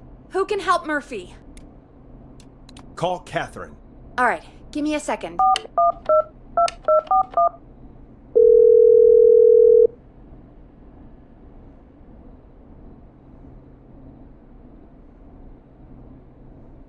They're on the way. They'll call from the plant. You can direct them from there. Well, let's hope they get there in time.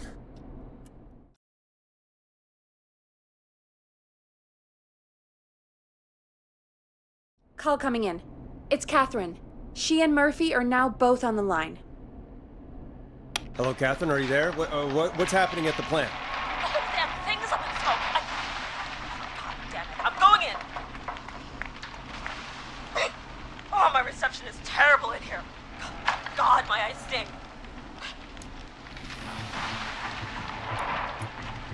Murphy, can you see anything at all? Yeah, I got a little flashlight.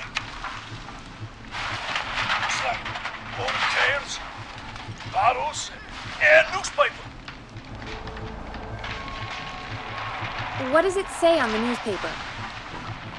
It's the Henderson headline. What was that? My reception is terrible in here. Please, Forrest, tell me where to go. Go to recycling. Recycling. Got it. Come on, Catherine. Shit. The plant splits up again. I can go shredding or crushing. Which way? Murphy, do you know what part of the plant you're in? I'm in a dumpster, man. What do you want from me? Do you hear anything, Murphy? I hear my heart about to pound out of my chest. Put the receiver up to the lid. Put it up. Catherine, go to the crusher.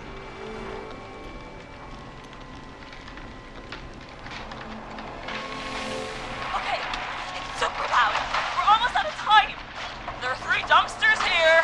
1 for Gallows Creek Council, Henderson Disposal, and Wyatt Ridge Municipal. Open the Henderson container.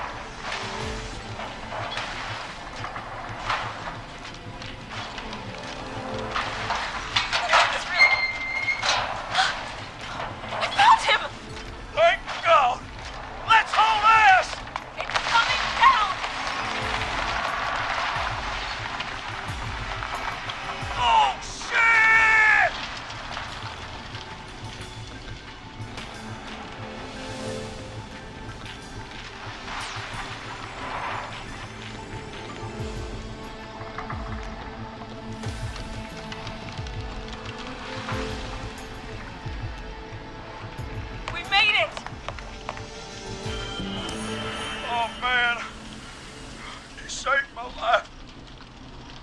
Thank you. Thank you. And I swear to you, now, I'm gonna raise Fernando to be like you. And I'm getting my money back from Master Robbie. Hey, you just get home to your son, okay? Will do, Forrest. Well, folks, Gallows Creek has two folk heroes tonight, Murphy and Catherine. I'm sure their deeds won't soon be forgotten. Great job, Forrest. No time to celebrate, though. We got a caller. You know what to do. All right, folks, another of our good citizens is on the line. Let's see what they have to say. Welcome to 189.16 The Scream, with me, your host, Forrest Nash. Forrest, Teddy Gallows Jr. here. I just want to say that my thoughts and prayers are with my Gallows Creek neighbors during this awful time. Oh, it's mayoral candidate and scion of the town founders, Mr. Gallows. Are you in danger? We need to be a town of law and order. We need cops who have the tools and funding they need to keep us safe. Okay, Teddy. I know you're an outsider to our little town here, Forrest. But you're really stepping up to bat for us all tonight. I just want to say thank you for taking a swing for Gallows Creek. Jackass. Right. Thanks, Teddy. Now, are you... Teddy, you lowlife! This is not the time to promote your damn campaign.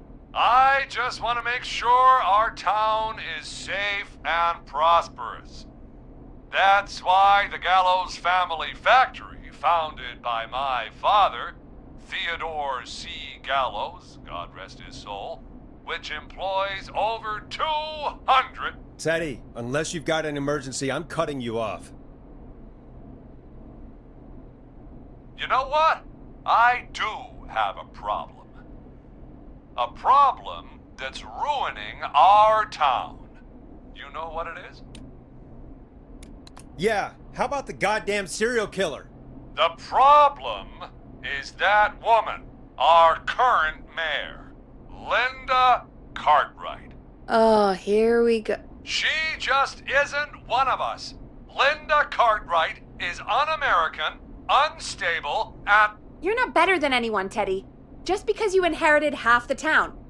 Your producer sounds a little unstable, too. Don't you dare speak to me that way. Cut him off, Peggy. I can guarantee this kind of thing will not happen when I take office. The moral decay of... And that's enough of Teddy Gallows Jr. for one lifetime. I always feel disgusting after hearing him talk. Just play an ad, Forrest? I need a minute. We'll be right back after these messages.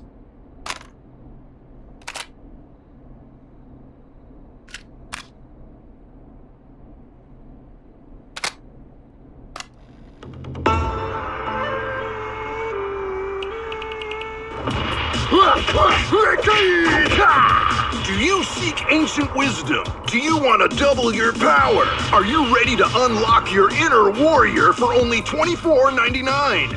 Then step into Master Robbie's deadly dojo of Kung Ra-Te and receive direct by video warrior instruction from me, Master Robbie.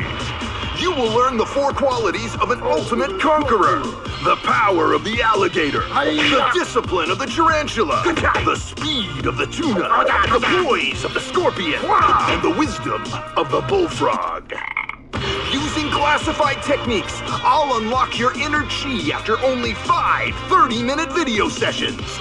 Ultimate power and wisdom can be yours now for the low price of only $24.99. Just call 555-7861 USA to take your first step to becoming a champion.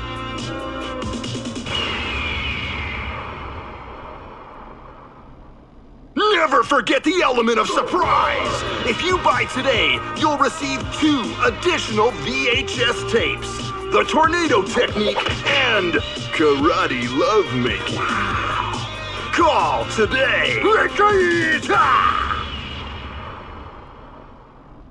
Jesus, you know, After what happened with Murphy, I think... Yeah, we should take that out of rotation. Kind of a shame, though. It is pretty fun. Yeah, I bet karate lovemaking sure is something. Is Forrest Nash at a loss for words? Let's just get to the show. Apologies, folks. We must have left that tape in rotation by accident. I think it's fair to say that's one deal you can skip. But what you can't skip is what our next caller has to say. Caller on line 1. Hello, caller. You're live on The Scream with me, Forrest Nash.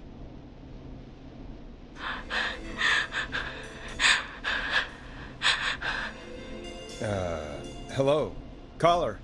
Who is this? I need the police.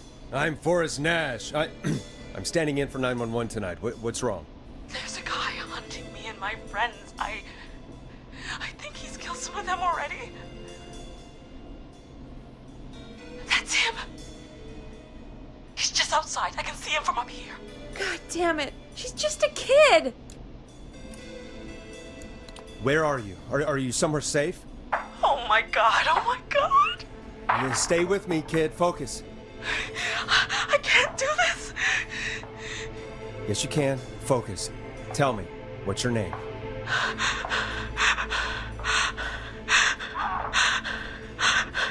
Sweetie, you can do it. What's your name? Carrie. Good. Carrie, listen to me. We're gonna get you out of there. All right? Now, where are you? The old murder house. Upstairs. I'm at the end of a hall. There's a bathroom, a couple bedrooms, a closet. Oh, he's coming. Where should I go?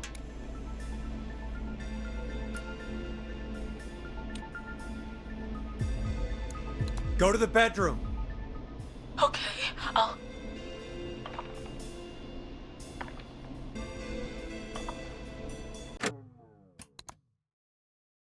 He's here. He's here. He's gonna kill me. Forrest, I don't think we can... Run!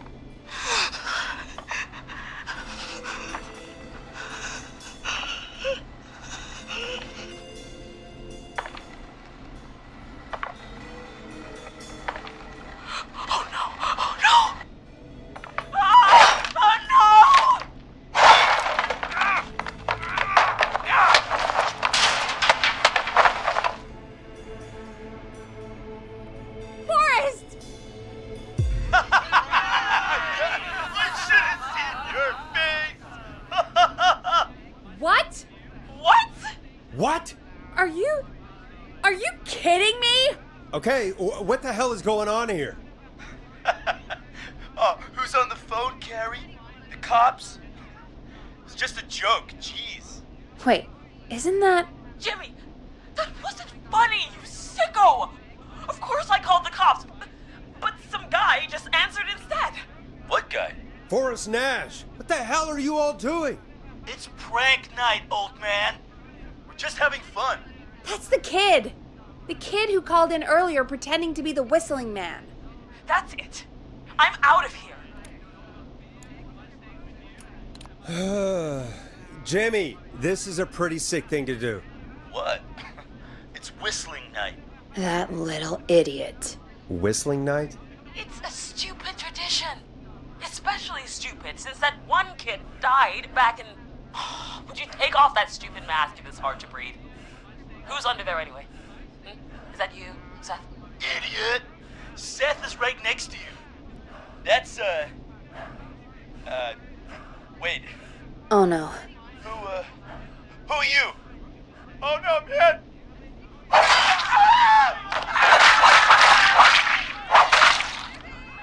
Everyone, get inside! Everyone, run! You two, barricade the door. Scott, Heather, you barricade the back. As long as he's out there and we're in here, we're safe, right? You bought time, but not much. Forrest, we have to... Heather, I already called the cops. Forrest picked up. He's the best we're gonna get. Who is with you, Carrie?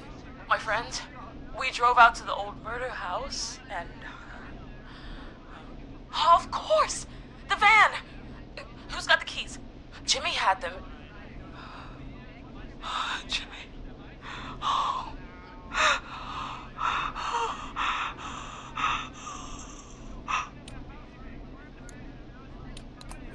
Okay. It's gonna be okay, Carrie. Right. We'll figure something out. Between all of you, there's gotta be a way to beat this. Just sit tight, okay? Heather, shut up. If we do that, we're gonna get killed. If only Jeannie were here. Jeannie? Jeannie McPherson? Our intern Jeannie? Yes. She's my best friend and the smartest one out of all of us. She stayed in tonight. Forrest, listen. We'll see what we can come up with, and, What? Scott, you're not any good at... And... No, Jeff. Out of all of us, you're not the one to... Oh. Everything okay? No. We're figuring out a plan, but everyone's volunteering to do things they're just bad at. I think we can figure out what to do, but I don't think we can agree on who should do what. I think you'll have to be the tiebreaker, or else these idiots are gonna get us killed. But Shut up, you... Ugh. Forrest, I'll call you back. But I don't know anything about your friends. Ugh, these damn kids never learn. Breathe, Peggy. It's okay.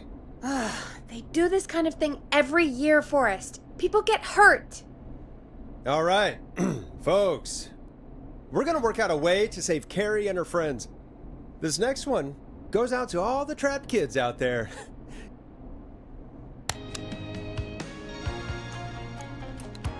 Peggy, you mentioned something about their friend working here? An intern? Yeah, Jeannie. Seems a nice enough girl, but a bit head in the clouds, you know? Not sure why we took on an intern. We really didn't have the office space for one. Poor thing got tucked away in a dark corner somewhere downstairs, I heard. All right, I'll go see if I can find her desk. Hopefully she has something we can use.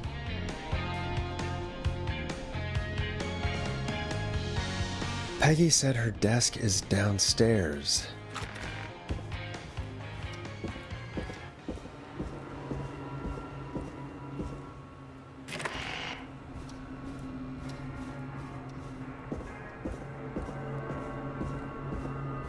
Jeez, they really tucked Jeannie away. Friendship quiz. This might work.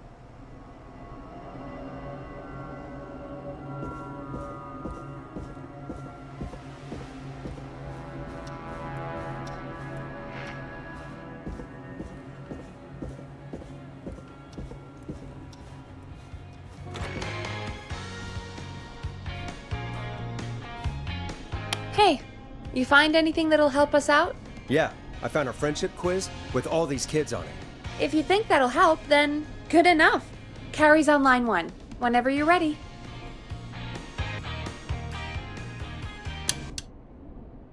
This is Forrest Nash, back again with an unlucky caller on this unlucky night.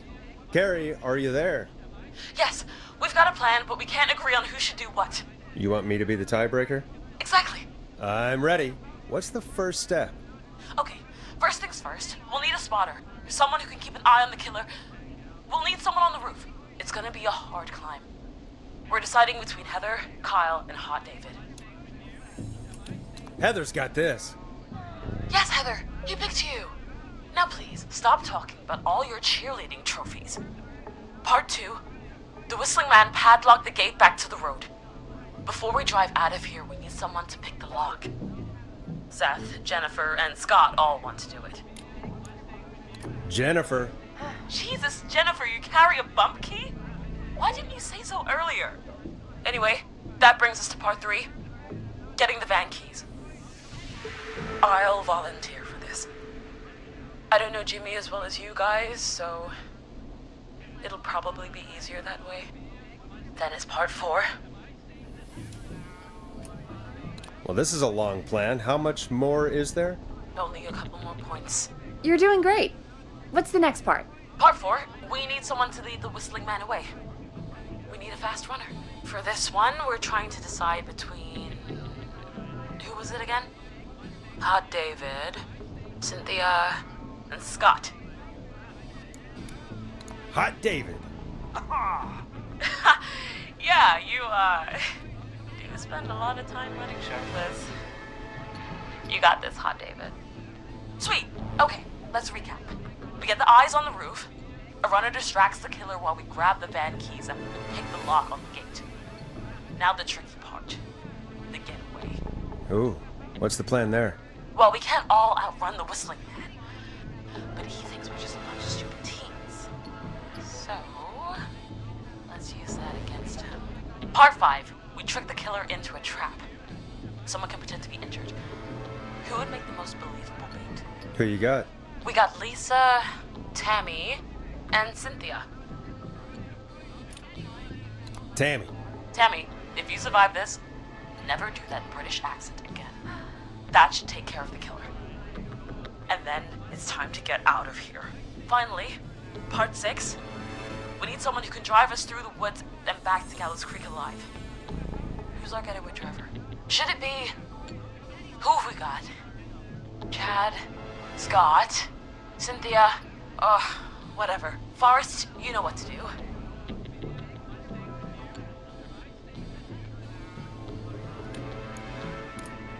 Chad. Oh, perfect. Your go-karting experience will be great, Chad. Thanks, Forrest. We'll just take a few seconds for ourselves, and then it's go time. Sounds good. Talk to you in a sec. Good luck, Carrie. That actually sounded like a pretty good plan. I hope you're right. Yeah, let's hope.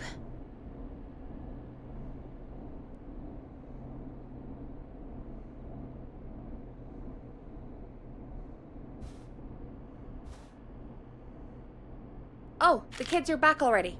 Line 1 again.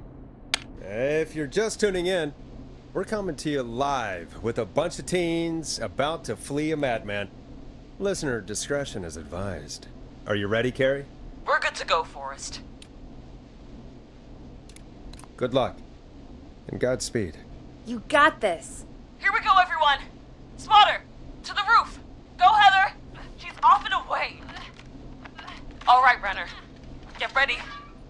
Wait for the spotter's signal. Spotter says go.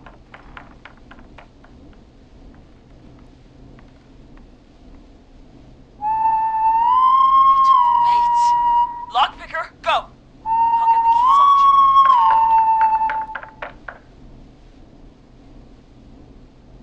Jimmy. Oh, Jimmy. Oh, his face is... The keys, Carrie. You need to get the van keys. His face is lying next to him, Forrest. He got caught. Oh, God. Just, focus. Breathe. Right. The van keys. Got him. It's... Jennifer got the gate unlocked. And Hot David should be back any second. Perfect. It's working. I can't believe it's actually working. You're doing great.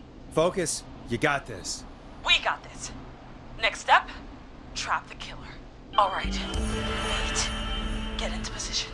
Everybody else, hide.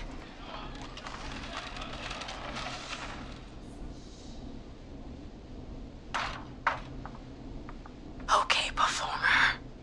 Now, act like your life depends on it. Oh. There he is. He's buying it. Oh no. He knows. Oh. Hey, damn it. Now, push the bookshelf over.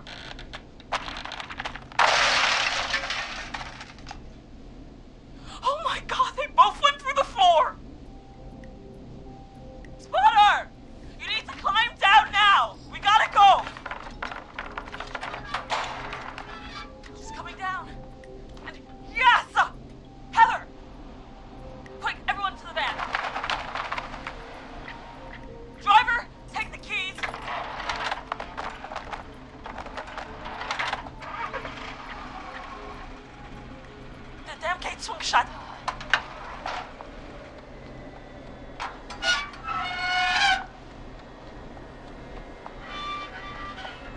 Huh? What? It won't stay open. I'll hold it. You drive through. Carrie! What was that? It's a whistling man. Drive! Now!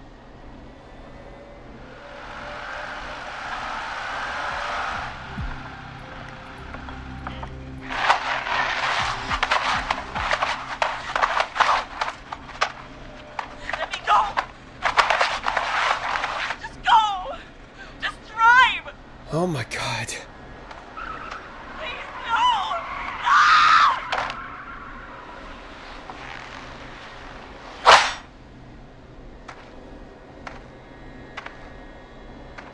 Carrie?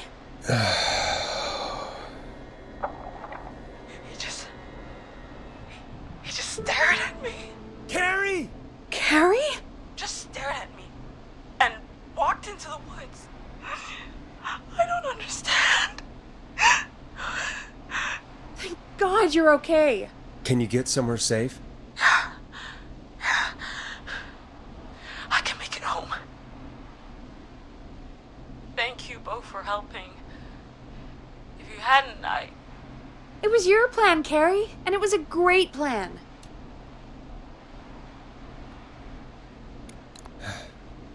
You get home now, Carrie, before he changes his mind.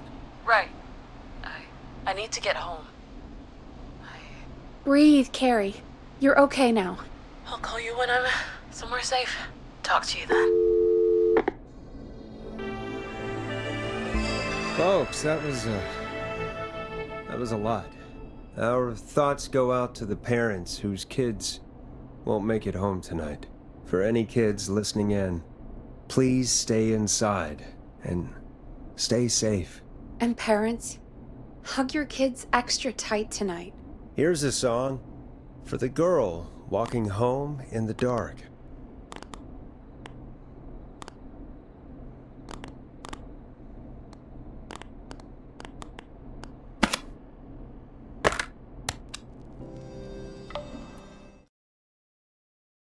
Hey, we had a call come in.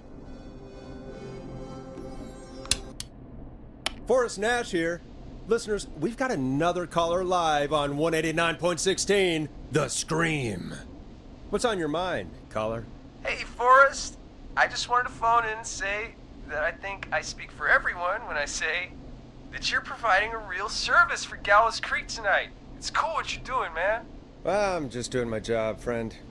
Anyway, tell me about yourself. What's your name? Are you keeping safe tonight? Yeah, man, I'm good, thanks. I'm at my roller rink, trying to get everything ready for the Harvest Festival tomorrow. I had a guy from Starling Security here earlier installing the Starling 4000 system, so I'm a little behind. As for my name, my friends call me Roller Ricky, and I now consider you a friend, my man. We're friends now, huh? Well, that's kind of you to say. Thanks. Yeah, man. Sounds like roller skating is more than just a job to you. So is this vocational? I wasn't always Roller Ricky. Once upon a time, believe it or not, I used to go by just Ricky. Yeah, back then, things were pretty rough. I used to roll with a bad crowd. Not all bad, but there was this one guy. Anyway, some bad stuff went down. I harbored a lot of guilt for a long time and turned to the bottle. I didn't really talk about it or even know how to talk. It's just how it was. That bottle took the best years of my life. Or so I thought. It's never too late, Roller Ricky. How did you turn things around? I joined a support group. I opened up about my problems, and sharing that burden just took so much weight off. It's a long story from there, but I found roller disco. I learned how to have fun again, cutting loose and making shapes. Now whenever I get down, I get down. I'm finally free from it all, man. It's important just to talk to somebody. That's the first step. Ain't that right, Max? Aw, hello, Max. Yeah, welcome to the show, Max. Max? my emotional support dog. He's a rescue dog, but I always say he's the one that rescued me. He's the best dog a guy could ask for. Of course, the first thing I did was teach him how to skate. He's better than me now, a real pro. Max can skate. Yeah, man! At first they said it couldn't be done, and then they said it shouldn't be done. But Maxie loves the rink, man! Is that another train, Maxie? Maxie loves trains, man. He's even got that special how to greet them.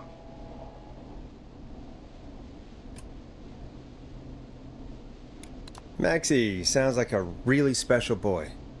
Maxie appreciates all the positivity you're throwing out, my man. You know, I'm actually hosting free skating lessons tomorrow at the festival. I think it's a great opportunity to give back to the community. Man, all this talk of skating's got me itching for a boogie. Before I switch my radio off for the night, could I request a song for us? Something I can groove to, you know, something funky. It'll be me and Maxie's final boogie breakdown tonight. Then I think we'll take it down a level. I can do that. Thanks again for calling. You and Max, be safe now, okay? Bye, Maxie. You got it, man. Peace. Well, folks, this next one goes out to Roller Ricky and Max. Enjoy. I really needed that call, you know, after everything. Yeah, I get that. He talked a bit much for my taste, but it is inspiring to hear somebody come back from the brink like that. Yeah, that's what I meant. You were thinking about Max on skates, weren't you? Well, would you look at that? Another caller on the line. What are the odds? Better take it. Welcome back to 189.16, The Scream. This is Forrest Nash. How are you tonight, caller? I'm doing okay. I made it home safe. Gary! Hey, I just wanted to thank you for doing what you could earlier. You know, even though not everybody made it, and, I don't know. Hey, it's okay. You were so brave earlier. You're safe now. I wanted to ask you why. Why he didn't. Why am I. Why what, Carrie? Why did he spare me? After what he did, why let me go?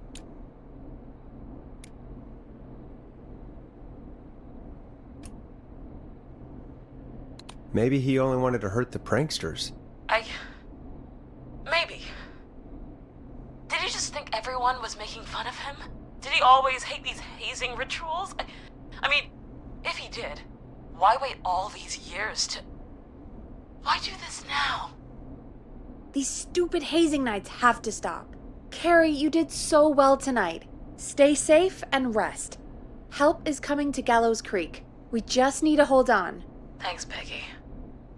Hey, Forrest?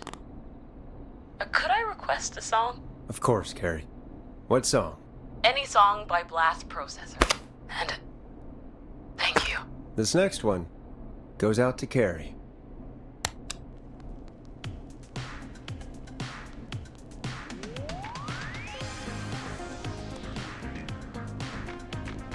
You know, what Carrie just said has really got me thinking. About what? The whistling man left her alone. Why? There must be a reason. When it comes to masked whistling killers, I don't think a reason is a key part of their process. Well, it's something to consider. I need to take a break. If you want to stretch your legs, now's the time. Just hit the Peggy button when you want to get back on air.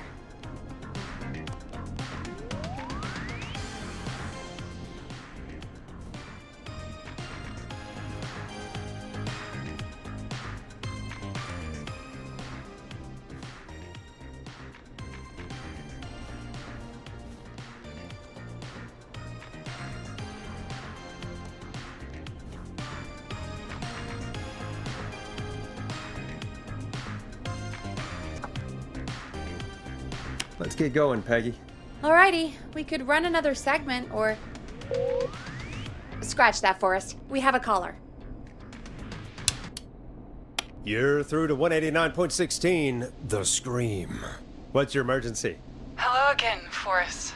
Oh, that call with the teens was awful. Those poor kids. Still, I'm glad the girl didn't get hurt. Thanks for your concern. Are you in trouble? What's on your mind? I wanted to ask you again to play my song, Forrest. You said you were gonna play it, but you didn't? Your name was Dawn, right? What, Peggy? Yes. Oh, well remembered.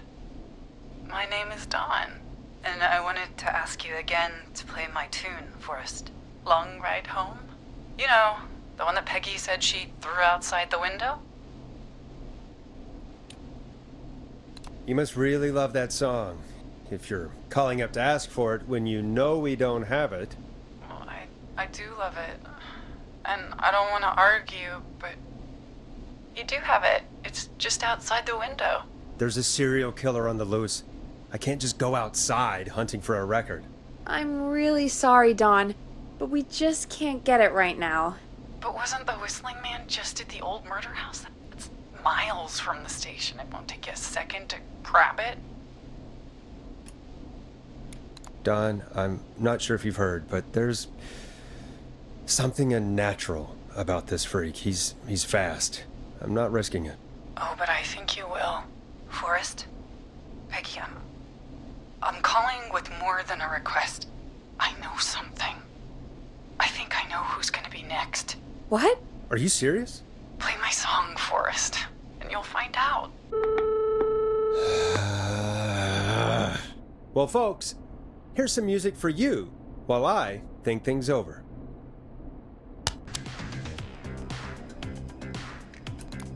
Is she serious, Peggy? She's serious about hearing that song, that's for sure. Peggy, I mean, is she serious about... I don't know, Forrest, but we don't really have a choice, do we? If she's telling the truth...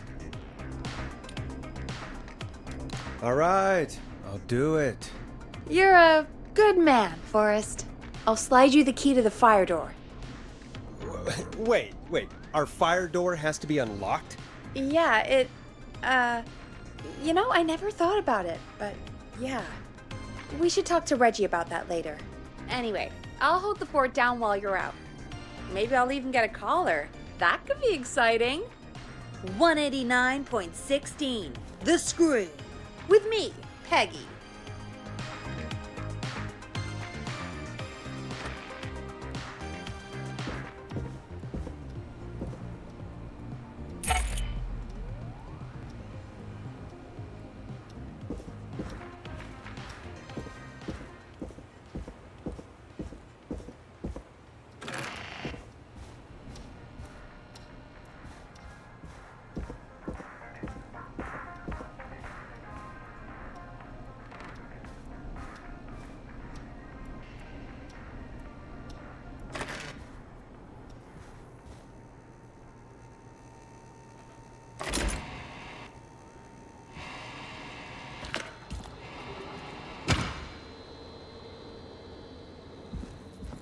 You know, I hope she'll be happy when I'm brutally murdered by the Whistling Man.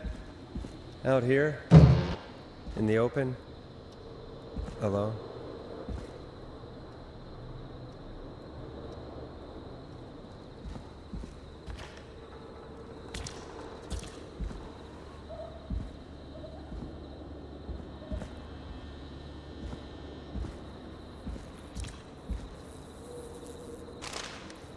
Here it is. Long Ride Home.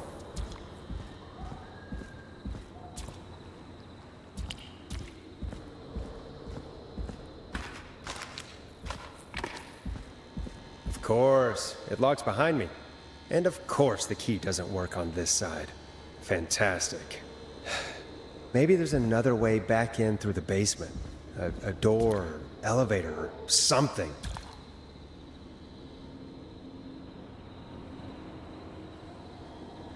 And that's broken too. Only the best for K-Fam. Let's see if I can fix this. Looks like a power issue. I should check the fuse box.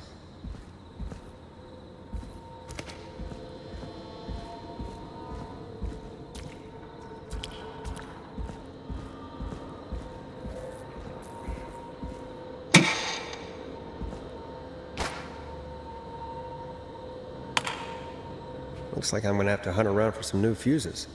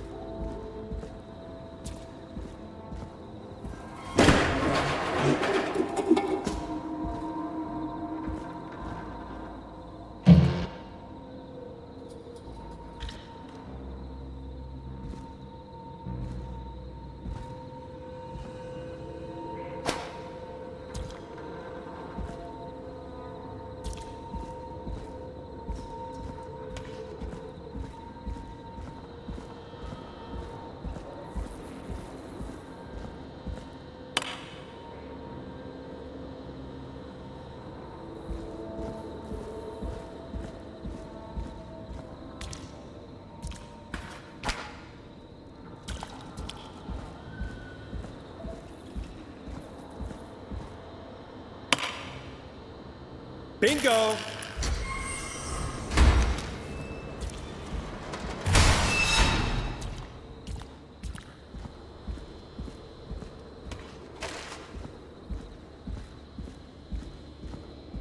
I could probably survive that fall.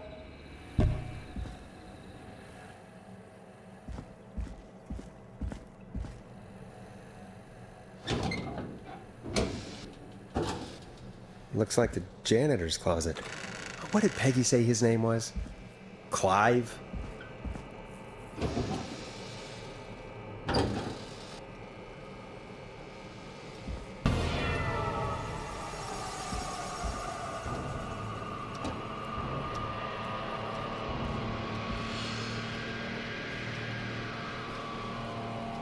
What the hell? Peggy is not gonna believe this.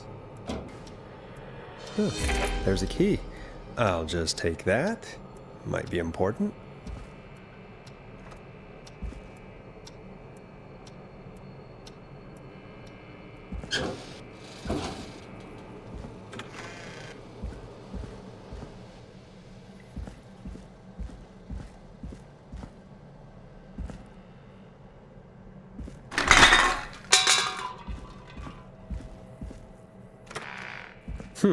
I wonder how the show's going.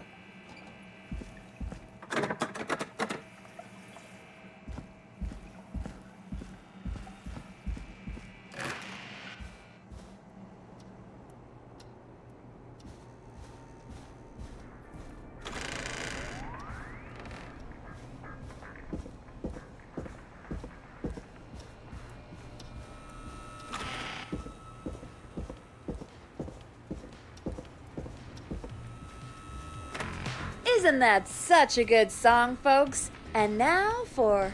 Jesus, Forrest, you've been gone for ages. I thought something had happened. Something did happen.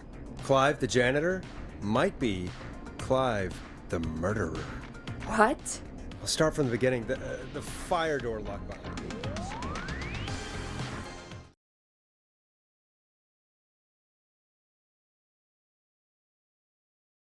Why did you heave that thing all the way up here? Because the basement's creepy as hell, and I don't like standing around down there. Fair. Alright, let's run through this again. We have a creepy board you found in a creepy basement, made by our creepy janitor, who you think is the creepy whistling man. Yep. And on the creepy board are the names Chuck Brody, Kim Walker, Rebecca Allen, and Aunt Williams. Correct. And you think one of these people will be the whistling man's, Clive's, next target. That's right. And we've got to find them. You said there are 4 locations listed there too? The hospital, the power station, the gas station, and the trailer park. Clive must think the target is at one of those locations. Forrest, you're gonna have to figure out if any of the potential targets are at one of these locations tonight. Hit the button if you need any help. How's it going? It's not going well. I could use some help. Okay, let's review the basics. We need to work out who the next target is. There's 4 locations, right? And 4 people. We need to figure out if anyone is at any of the 4 locations tonight. And if they are, we can call them and warn them. There must be some connections between the notes. That makes sense. Great. Need any more help?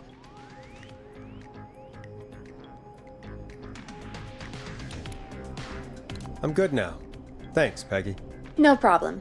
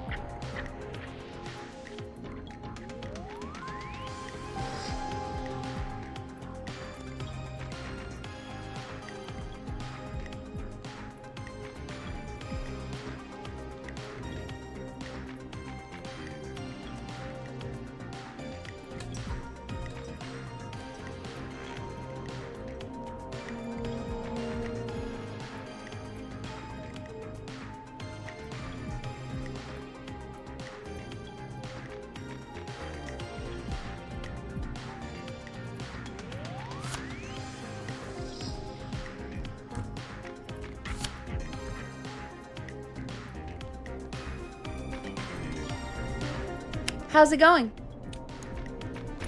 I'm ready, Peggy. Are you sure? We've only got one shot at this.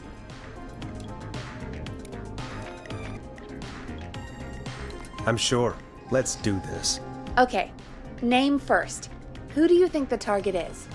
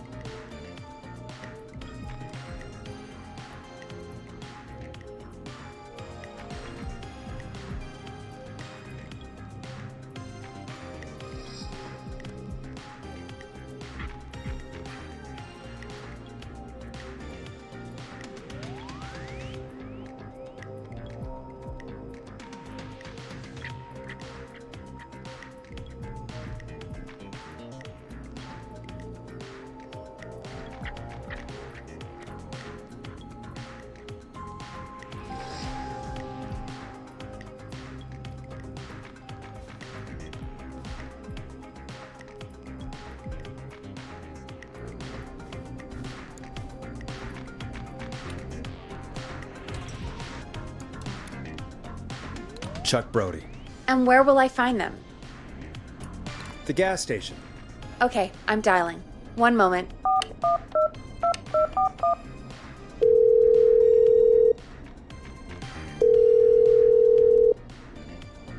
Hello? Chuck Brody! Listen, I know this sounds crazy, but we have reason to believe the Whistling Man is coming for you. You need to get yourself and everyone else out right now. The Whistling Man? Who the hell are you? Who is this? This is Forrest Nash. Listen, the Whistling... We found a list with your name on it, and... Oh, God. It's today. The year I finally let myself forget. Quit talking and run! I think he ran off. Well, fingers crossed that Chuck... Jesus! It sounds like something blew up! He's using bombs now? Is Chuck? I don't know. Hang on, we're getting a call. Hello? Chuck? Chuck! Forrest! The whole goddamn gas station's gone up. Is anyone hurt? I don't think so. I got everyone to follow me out. Town's only ambulance was blown to hell, though. Yeah. Damn it, that fireball threw me. I've got to get to the hospital. I'm not feeling great. Forrest, man, I can't thank you enough, but... yeah, I gotta go. Wait, Damn it. We lost him. What was that about today? Oh, Forrest, the call board is lighting up. Get us into some music while I deal with this.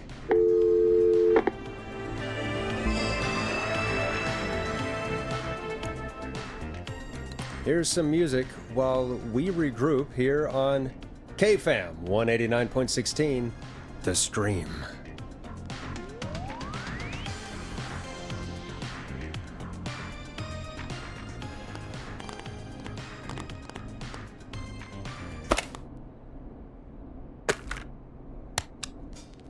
There's gotta be more in the basement to show us who Clive is targeting. And if that's the case, we can get ahead of him. Stop the killings before they can happen. Forrest, we need to go back down.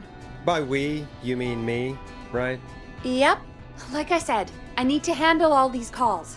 Maybe start with that creepy mannequin room you mentioned before. I still have a lot of questions about those, by the way. Me too.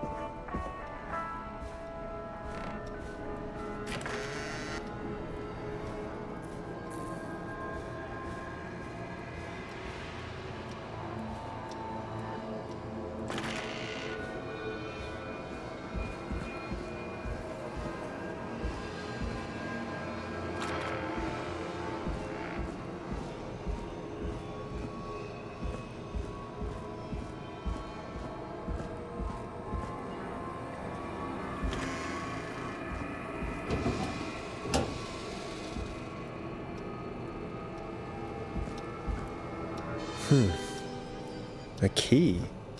Was this always here? I must have missed it when I brought everything upstairs.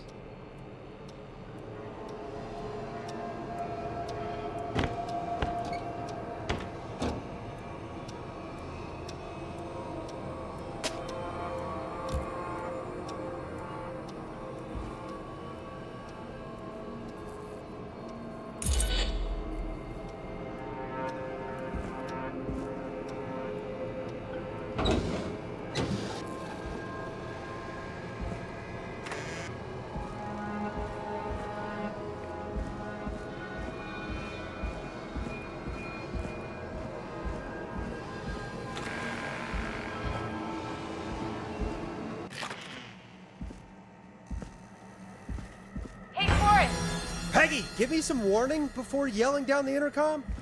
Sorry. Buzz the intercom when you find something and want to discuss it.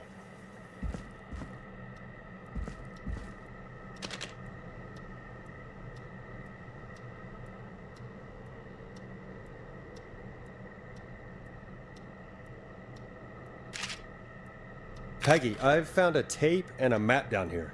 A map of what? Looks like it might be to somewhere in this storage area. Weird.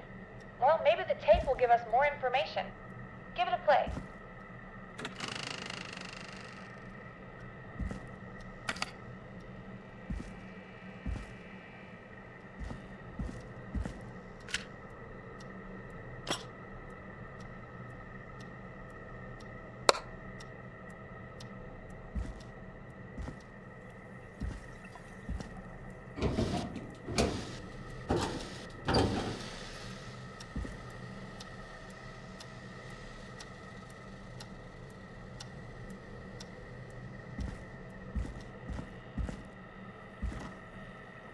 Forrest, you should listen to that first tape you found.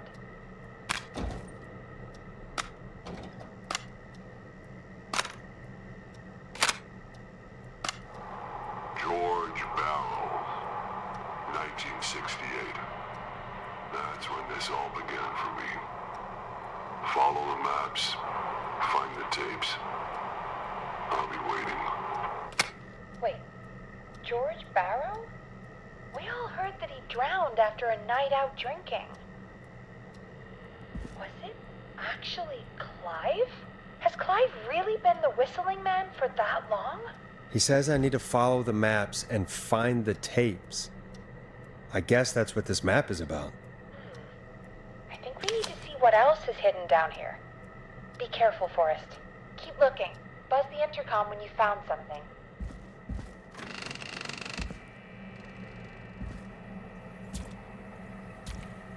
Time of autopsy is 7 a.m. Cause of death is asphyxiation from drowning. The degree of rigor mortis indicates that the subject has been deceased for 5 hours. That puts the time of death...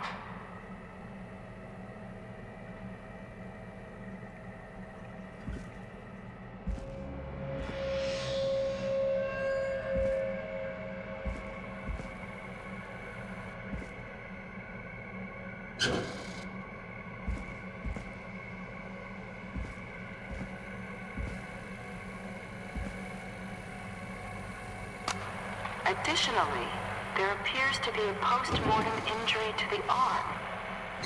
It looks like it was trapped in a car door.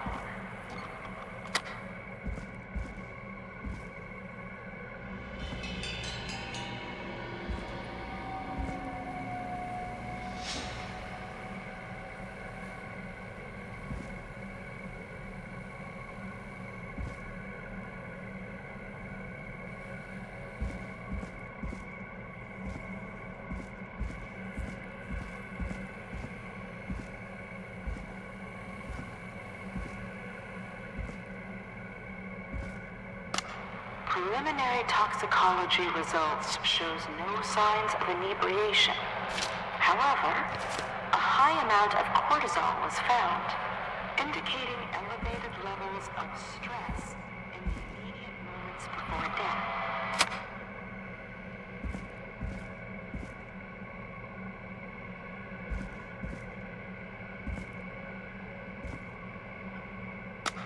Small lacerations to arms, legs, and face, typically obtained by running through foliage. Severe blistering to the feet, as though the deceased had been running without stopping.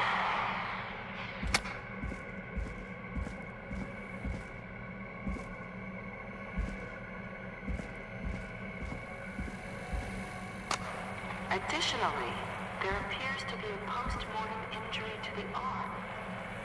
It looks like it was trapped in a car door.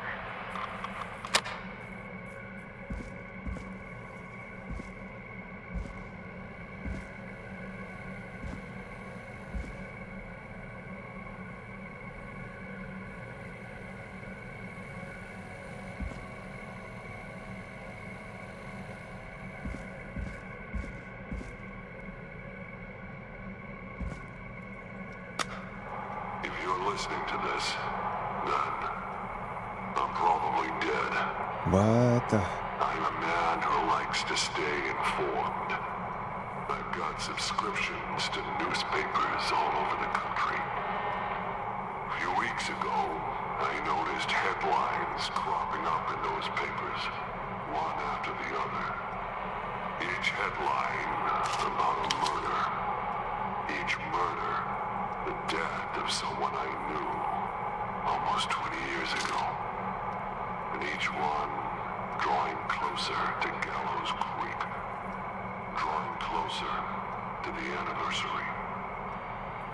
None of us are innocent, but I don't think we deserve killing. All I hope now is that I can save some folk from the worst. That I can. I don't know. Do something to make up for what I did back then, I guess. I didn't kill anyone, mind you. But that's past mattering. Now, there's more I could say. That I should say. But my employer made it clear that my family would pay a high price if I ever spoke out. So, hopefully I've said enough for you, listener, whoever the hell you are, to start putting the truth together.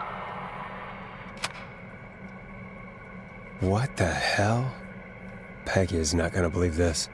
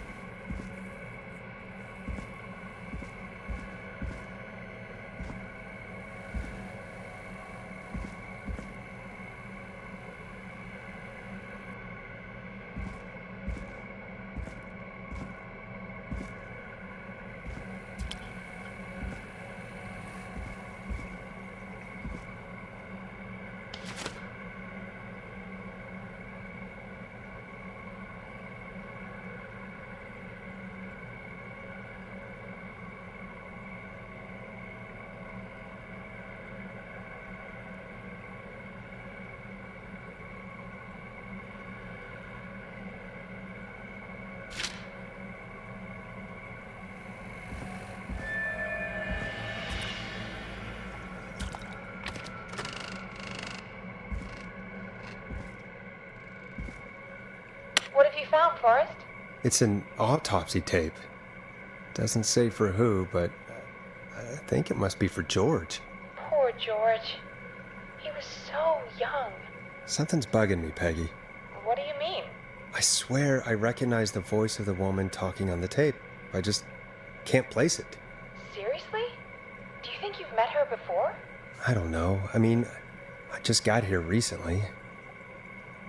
I don't know. Found another tape. It talks more about how George died. What did it say? It sounds like he was running for his life. Sprinting through trees and bushes, getting cut up all over. What would drive someone to do that? I'm not sure yet. There's also a tape about a toxicology report. There were no signs of drinking or that he was on anything. What? But everyone said he went swimming drunk and drowned. It was in the newspaper and everything. I found a tape that introduces a new detail to the story. Post-mortem injury. Apparently, his arm got caught in a car door. A car door? Yeah, after he died. How do you suppose they can tell? How can they tell? I'm a radio producer, not a coroner. I think I found Clive's last recording. I think Clive might be gone. Gone? I found a confession. Not for any killings, but for playing a part in covering up George's death. He left this behind in case he died. He hoped someone would find it. Do you think the whistling man already got him? Possibly. We've had a lot of callers tonight, but maybe not every victim made it to the phone, you know? We don't know how many there really are. Christ, Forrest, that's dark. I know, but Clive said he had read about other murders in other towns, and that the murders were all folks who knew about the incident. And the killings were getting closer to Gallows Creek. He said he wanted to do something good for once. The board in his office. He wasn't tracking people down to kill them. He was tracking them down to save them. Ugh, why didn't he just come out with all of this? He said his employer threatened his family if he spoke out about any of it. His employer? The one who orchestrated the cover-up? Oh, Clive. I'm sorry for thinking you'd killed all those people. Do you think you found everything, Forrest? I think there's gotta be more down here. I need to find all the tapes. You think so? How much did Clive hide down there?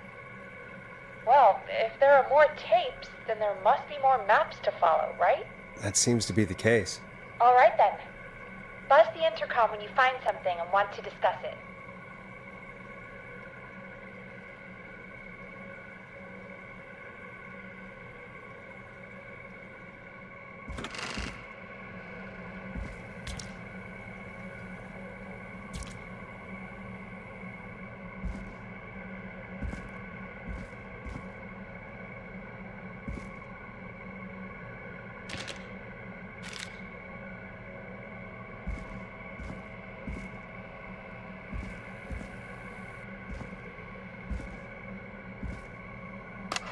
Preliminary toxicology results shows no signs of inebriation. However, a high amount of cortisol was found, indicating elevated levels of stress in the immediate moments before death.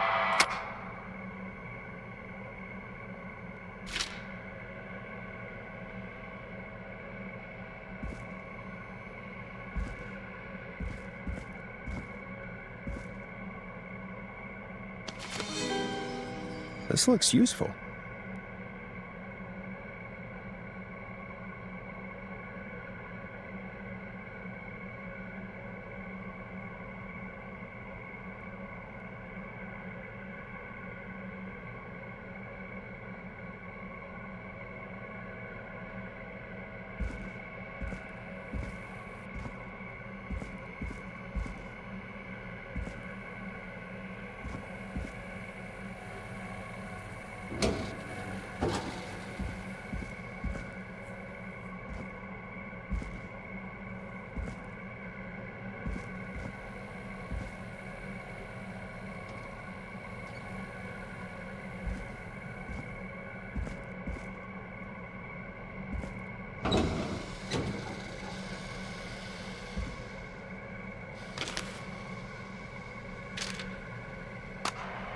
It is the coroner's opinion that the subject likely feared for his life this and was has to be chased, important. resulting in a fall from a height into a body of water where he hit his head, was knocked out, and drowned. Following that, he was moved. Dr. Sullivan, we need to have a talk. Is that recording?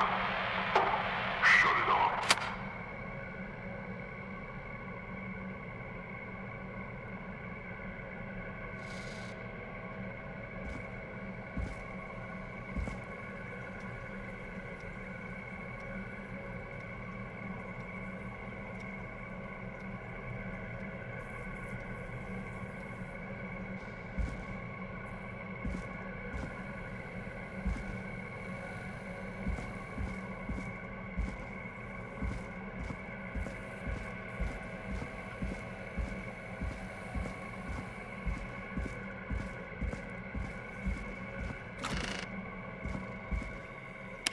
found, Forrest? I found a police report. Mentions a friend from earlier, Sandra Sharp. Sandra. The jazz runner? That's right. She found George's body washed up at the reservoir. The reservoir? Yeah? What's strange about that? George got cuts from running through foliage, right? But there's no forest around there. Also, how did it wash up at the reservoir? What do you mean? Reservoirs don't have tides. But that's what the police report said. It's not possible, though. I did a school project on reservoirs and got an A. But, yeah, not important right now. The important thing is that it doesn't make sense. What are you suggesting, then? That the body was originally found somewhere other than what the report suggests? That the sheriff tried to cover it up, but accidentally let something slip? Something like that. I think. Well, Sheriff Matthews wrote the report. If he hadn't been eviscerated, we could have asked him. True. But Sandra is still alive. Once we're done down here, we should give her a call. In another tape, the coroner comes to the same conclusion as I did. George was running from something. Maybe an animal? Maybe, but then there's this next bit, where the coroner thinks he was moved post-death. Moved the body? How weird. At the end of the tape, someone burst in and demanded the doctor, Dr. Sullivan, to stop recording. Dr. Sullivan. Wait, Virginia Sullivan? She was her caller from earlier. Well, then our caller was involved in a conspiracy around this boy's death. We need to call her back once we finish down here. It looks like she might know something about what's going on. I found a written autopsy report. What does it say? According to that, it's just like you said at the start. George drowned after getting drunk. Said he liked to fight, too. But that contradicts the tape. I know. And I think I know why. There's a note with the report that says, "I'm sorry I made you do this, Virginia." If it was on the autopsy report, then Virginia must be our coroner.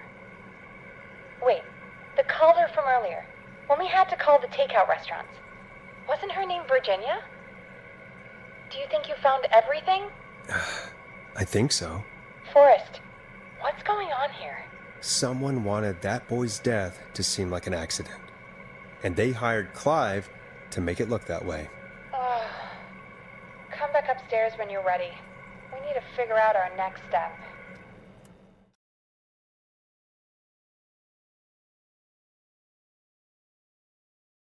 Thank God you're back, Forrest. I've been running out of stuff to pad our airtime with. Peggy, you work in radio. Forrest, I'm stressed. I mean, really, how are we supposed to keep a show going with all this happening? This is our job, Peggy. We gotta do it. You're right. So, what's the plan now? I think we should call Virginia back. All right, I'll get her on the line. When you're ready, shut the music off.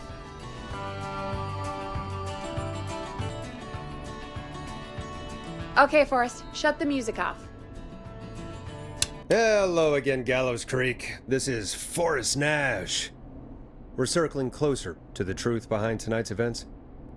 To this end, we're calling back one of our earlier callers, Virginia Sullivan.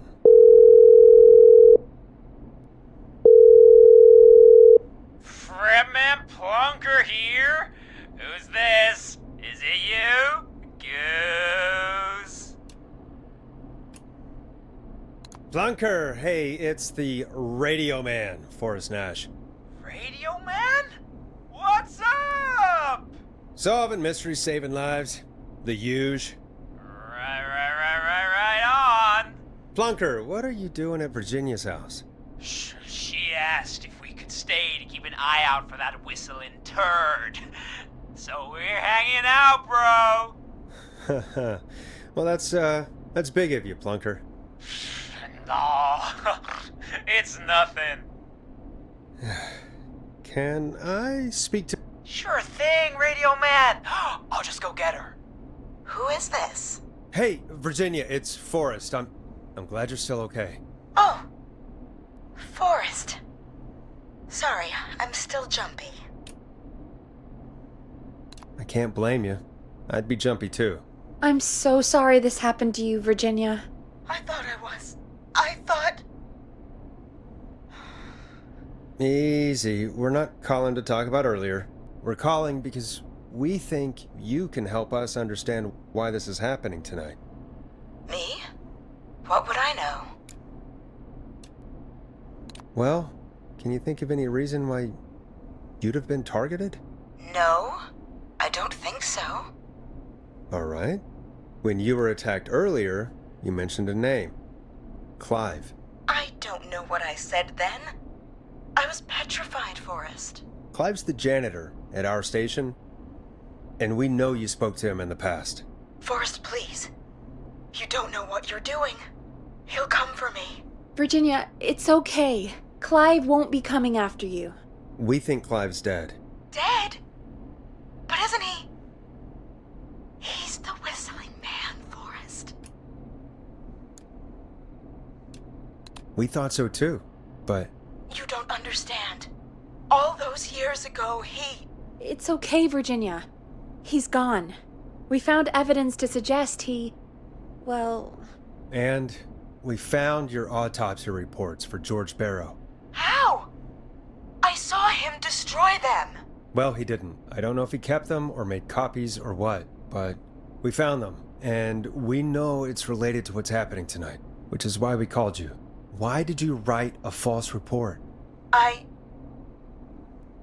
All right.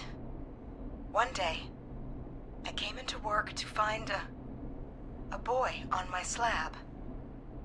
And as I finished the autopsy, this man, Clive, he just burst in. And he started making demands to give over the reports, to falsify what I found. Of course I said no. But, well, when someone wants to make you do something, they can use the carrot or the stick. For me, he used both. You see, my sister is sick.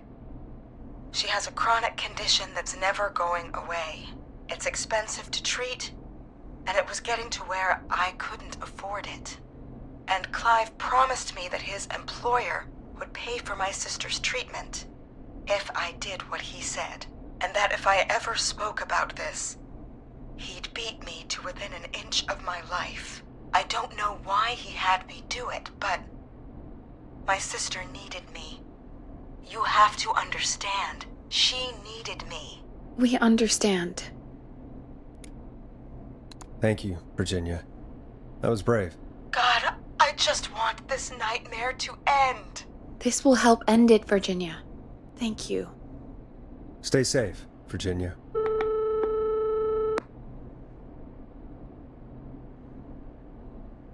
So, Virginia's tied up in all of this. Clive threatened her to keep quiet about George's death. But for who? Why cover up these details? Well, we know Sandra was involved in George's death. Do you want to call her? I do. Alright, but before we go asking questions, I think we should know what we want to ask. Is that fair? Yeah, we need to ask her about finding the body. She was the one who discovered it, but something just doesn't add up. 100%. She knows more than she's saying. I wonder what she's hiding. We'll hopefully find out soon. Anyway, just be careful when you're talking to her. Don't push too hard. We don't want her to hang up. I'll be careful. Alright, calling her now. Hopefully she's at her jazz studio.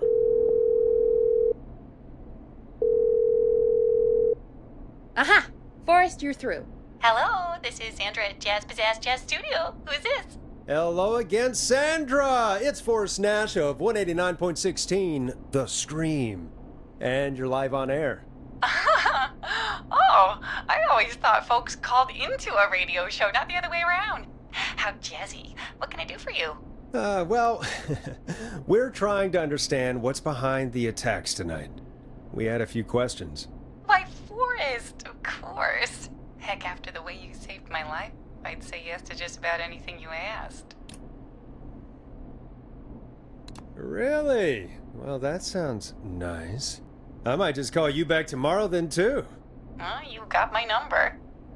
But what about tonight? Is there anything you want to talk about right now? Remember why we called, Forrest?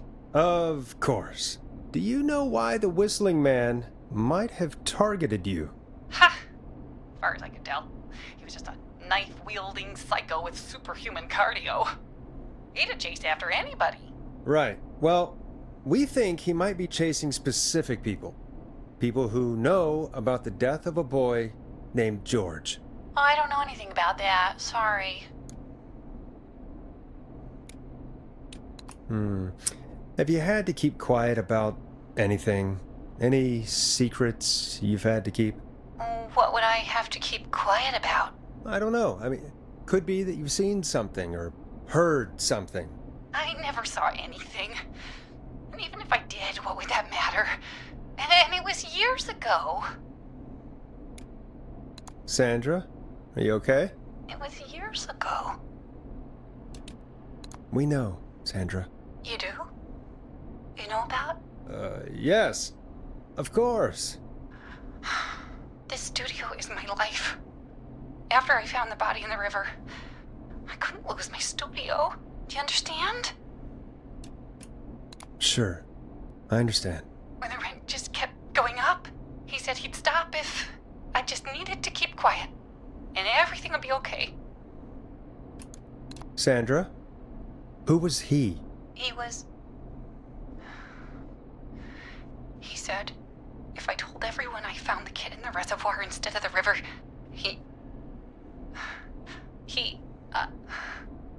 I'm sorry. I can't do this. And she's gone. I don't think that could have gone any better. You truly did great, Forrest. Well, folks, if anyone out there has any thoughts on what's going on tonight, please call in. That's good timing. We've got a call waiting just this second. Welcome to 189.16 The Scream, with me, your host, Forrest Nash. Hi, Forrest. I know this is really out of the blue with everything happening tonight, but I wondered if you could send a special birthday message to my uncle. You want to do that now? Really? Why? Of course now. It's his birthday. I won't have a chance to do it again until next year. May as well, Forrest. Fine. What's his name? Thank you, Forrest. He's my Uncle Ronnie. His first name's Peter, but he never liked his name. But since he always had salt and pepper hair, even as a kid, can you believe it? Folks always called him Pepper. Thanks for the history lesson. Is there anything besides happy birthday you would like to say to Mr. Pepper? Oh my god damn it!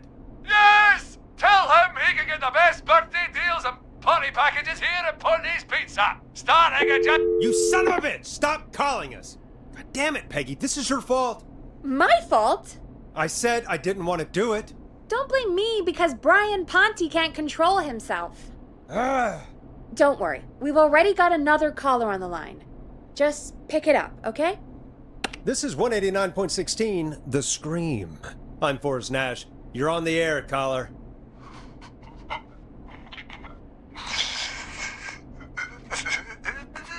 Caller.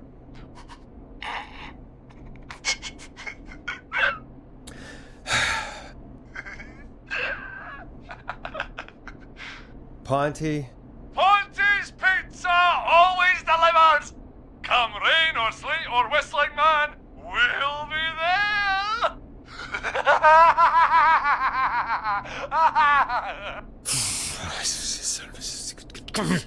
Forrest? Forrest? Are you okay? Forrest? I hope the Whistling Man gets him with his own pizza slicer. Jesus, Forrest? Sorry, that was too much. It's okay. It's been a high-stress night. Don't worry about him anymore, okay? Not for tonight, anyway. I think he's spent for now. We've got another call, whenever you're ready. Folks, don't spend your money at Ponty's Pizza. That's all I'm gonna say about that. Moving along, I'd like to welcome another caller to 189.16 The Scream. With me, Forrest Nash. Who, may I say, is calling? Well, hello again, Forrest. Don. Don? We played your song, Long Ride Home. Did you hear it? Can you tell us? Never mind that now. Forrest, I'm calling because I need your help. Are you in danger? I sure am. Do you mean... Yes, he's after me now. you? I think so. He must have heard me on the radio helping you. Helping? You didn't exactly help. Maybe I've been helping more than you know. I was out following a lead, trying to work out who would be next, after Chuck. And what happened? And I started to feel like I was being followed. I came back to my apartment building, but this newfangled security system has me locked out. I need you to help me get inside. Don't you have a key to get in? Only for the apartment door. The front gate requires an entry code. The future is electronic, I guess. I need that code to get inside. Which apartment block do you live in? Maybe one of our listeners lives there too. It's the new Woodside apartment building between the town hall and the trailer park. But I doubt any of your listeners live there. I don't have many neighbors. Sounds like a prime piece of real estate. Sound really carries at night. Shit.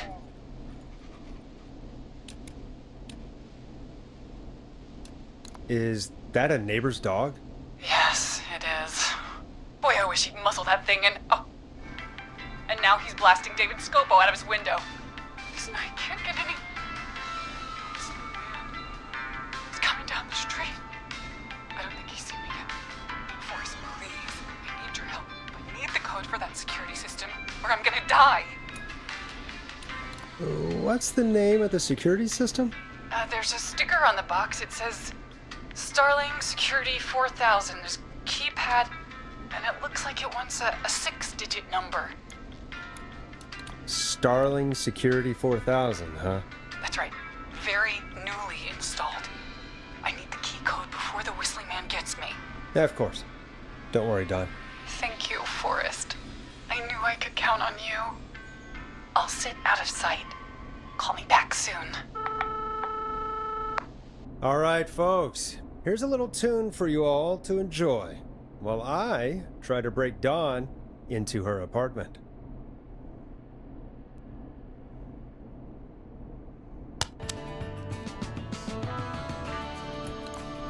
You were pretty quiet there, Peggy. Forrest, was it just me, or was there something... Yeah, it wasn't just you. Something was weird about that. Yeah, well, tell you what, we have a Starling 4000 or whatever here at KFAM. Clive bought one for the station. Maybe we can find something to help. Well, I'm not sure who, but to help someone.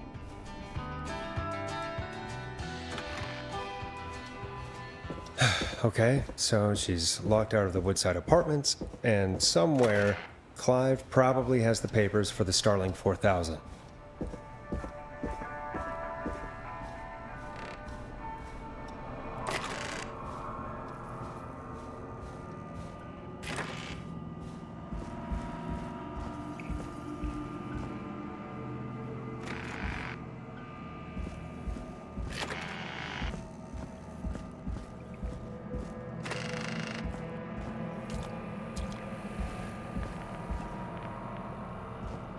Order delivery form. Starling must have left this by accident. The system's not even installed at Woodside.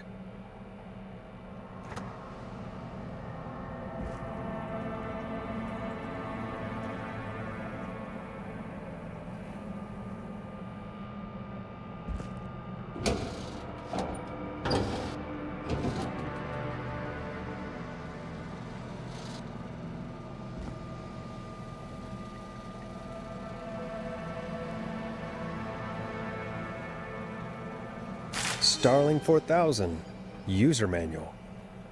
Ah, these codes should come in handy.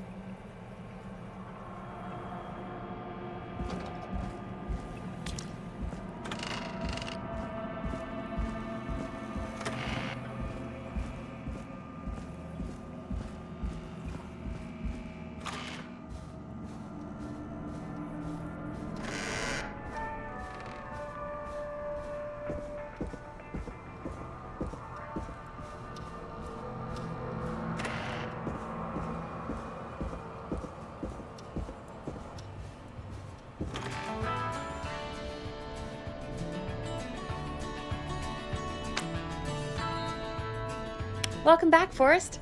Find anything? The Starling 4000 security manual. It's got a bunch of codes. Good. And did you find anything else? I saw a list of everyone else who bought the Starling 4000. Know who was on there? Oh my god. Roller Ricky! Do you think we should give him a call? Is that crazy? I don't know what you'd say, but... That might be a good idea. Okay, one moment. I got the number here. Patching you through.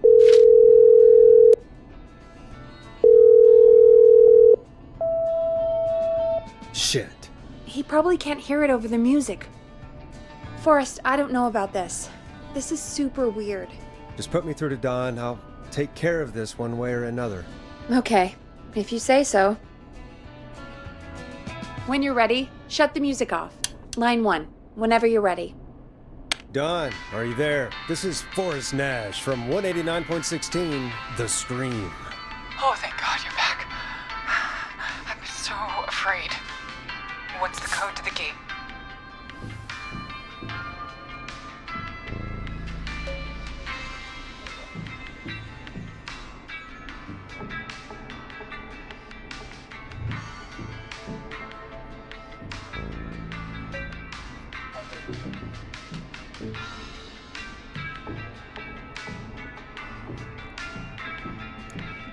The code is 811220.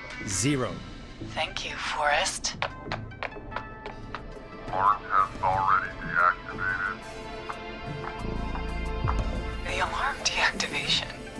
I think you gave me the wrong number on purpose. Well, I'll just do this the hard way. Forrest, what did we do?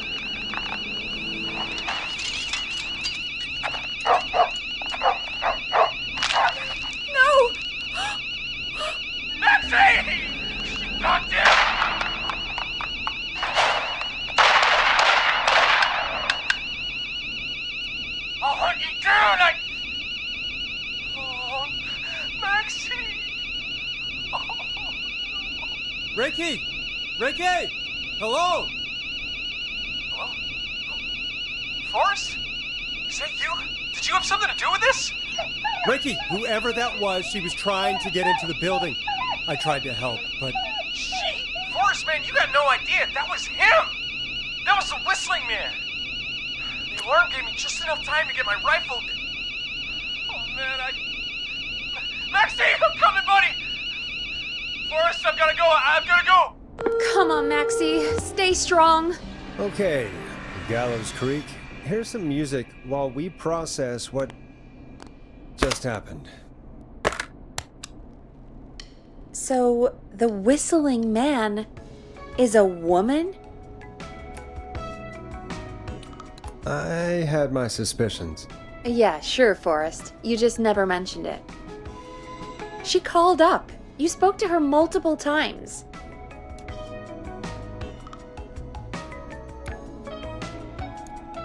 I knew she wasn't right. Is that right, Sherlock? Why do you think she requested that song?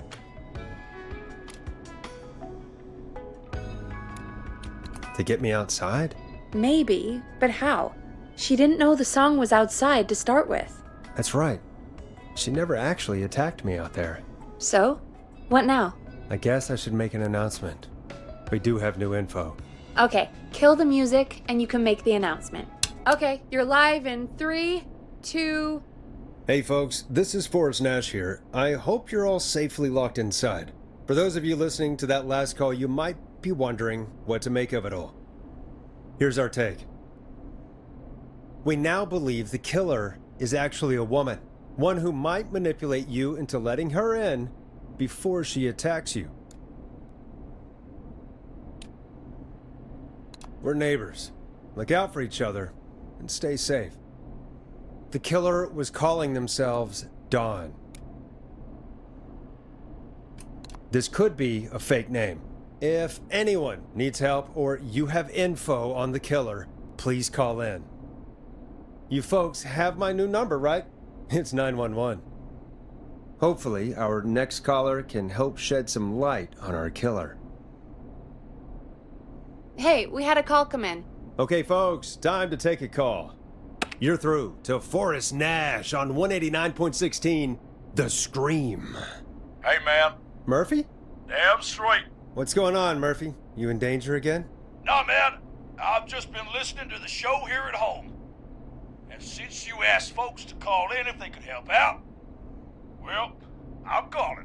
I don't know if I can say as much as other folks have, but I figure I wouldn't be a good role model to Fernando if I didn't try to help, you know? We really appreciate that. 100%. Thank you, Murphy. Oh, thanks. So, what do you want to know? Well, what can you tell us? I don't know, really. All right. Well, do you know anything about the death of George Barrow? Absolutely nothing. Okay. What about the killer herself? Herself? Man, I didn't get my ass kicked by a lady. The man I went toe-to-toe with was a man. You heard the last call, right, Murphy? Yep. So you know it's a woman, and you were trained by a VHS, Murphy. I know, but... Man, how could it have been a woman under that mask? Let's just move on. Do you know anything about the history of the Whistling Man? No, sir. Tonight's the first time I ever heard of him. What? I moved here 3 years ago, man. What do you want from me? Hey, man, no worries. Just thank you for trying. Right. Sorry I couldn't help you all more, man. Now, if you'd have asked me about gators... Forrest, we have a call coming in. Sorry, Murphy. I think that's all we've got time for right now. All right. I'll catch y'all with the gator talk later. Night. Well, folks, that was a bust. But perhaps our next caller has more they can tell us. Let's find out. This is Forrest Nash, and you're listening. Please help me. My name is Casey Moore. I'm at 25 Nancy Drive. My best friend's been stabbed. He's bleeding everywhere. I don't know what to do. Please help me. Easy. Take a breath. Relax. Okay. We'd been out at the reservoir. We were heading back to his place when we heard this whistling all of a sudden. He just started freaking out. He screamed at me, told me to hide. I'd never seen him like that, and I just panicked and ran and hid in a bush. Oh no. Forrest. Then what happened? He went up the road and talked to someone. I couldn't really hear or see anything. It sounded like he might have known the person, and they just stabbed him. Casey, was he talking to a woman? I don't know. They had a mask and wore all black. That's all I know. Please, we need help here. I'll get you help, but I need to know. Where did the masked person go? They left him to bleed out. I waited until they were gone, then dragged him into the garage and called 911. Wait, why didn't she make sure he was dead? I don't know. I think I heard them say something like, "It's not so funny now, is it?" before they left, but please, he needs to get to the hospital. I can't drive, so we need an ambulance. Forrest, the ambulance was destroyed in the explosion at the gas station. You should get all the info you can. What's your friend's name, Casey? It's Jason Parker. Can you tell us where Jason was stabbed? They stabbed him in the stomach, and then stabbed him again in his leg when he was on the ground, and it's... Oh, the knife is still there in his leg. We'll be right back. Peggy, patch us through to the hospital. On it. Phoning St. Gabriel's now. Switch to line 2. Hello, St. Gabriel's Hospital. How can I help you? Hi, this is Forrest Nash from 189.16. We have a stab victim at 25 Nancy Drive named Jason Parker. He's been stabbed in the stomach and the leg. He's bleeding heavily. Oh, God, I'm sorry. With the ambulances, well, you know.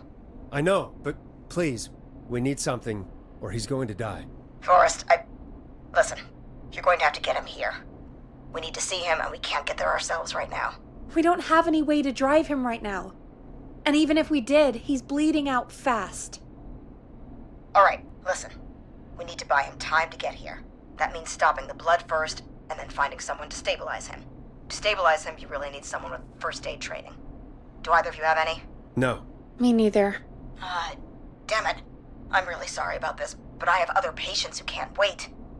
All I can do is talk you through the procedure as quick as I can, and then leave the rest to you. You think you can handle that? We don't really have much choice. Hit me. Okay, from the top. If he's bleeding out, then you need to get him comfortable and try to stem the bleeding. Lay him down. Apply continuous pressure directly to the affected areas. When the bleeding slows, get a clean cloth of some kind and hold it over the wounds. Get them comfortable. Apply pressure. Clean cloths when slowed. Got it, I think. You said he was stabbed, right?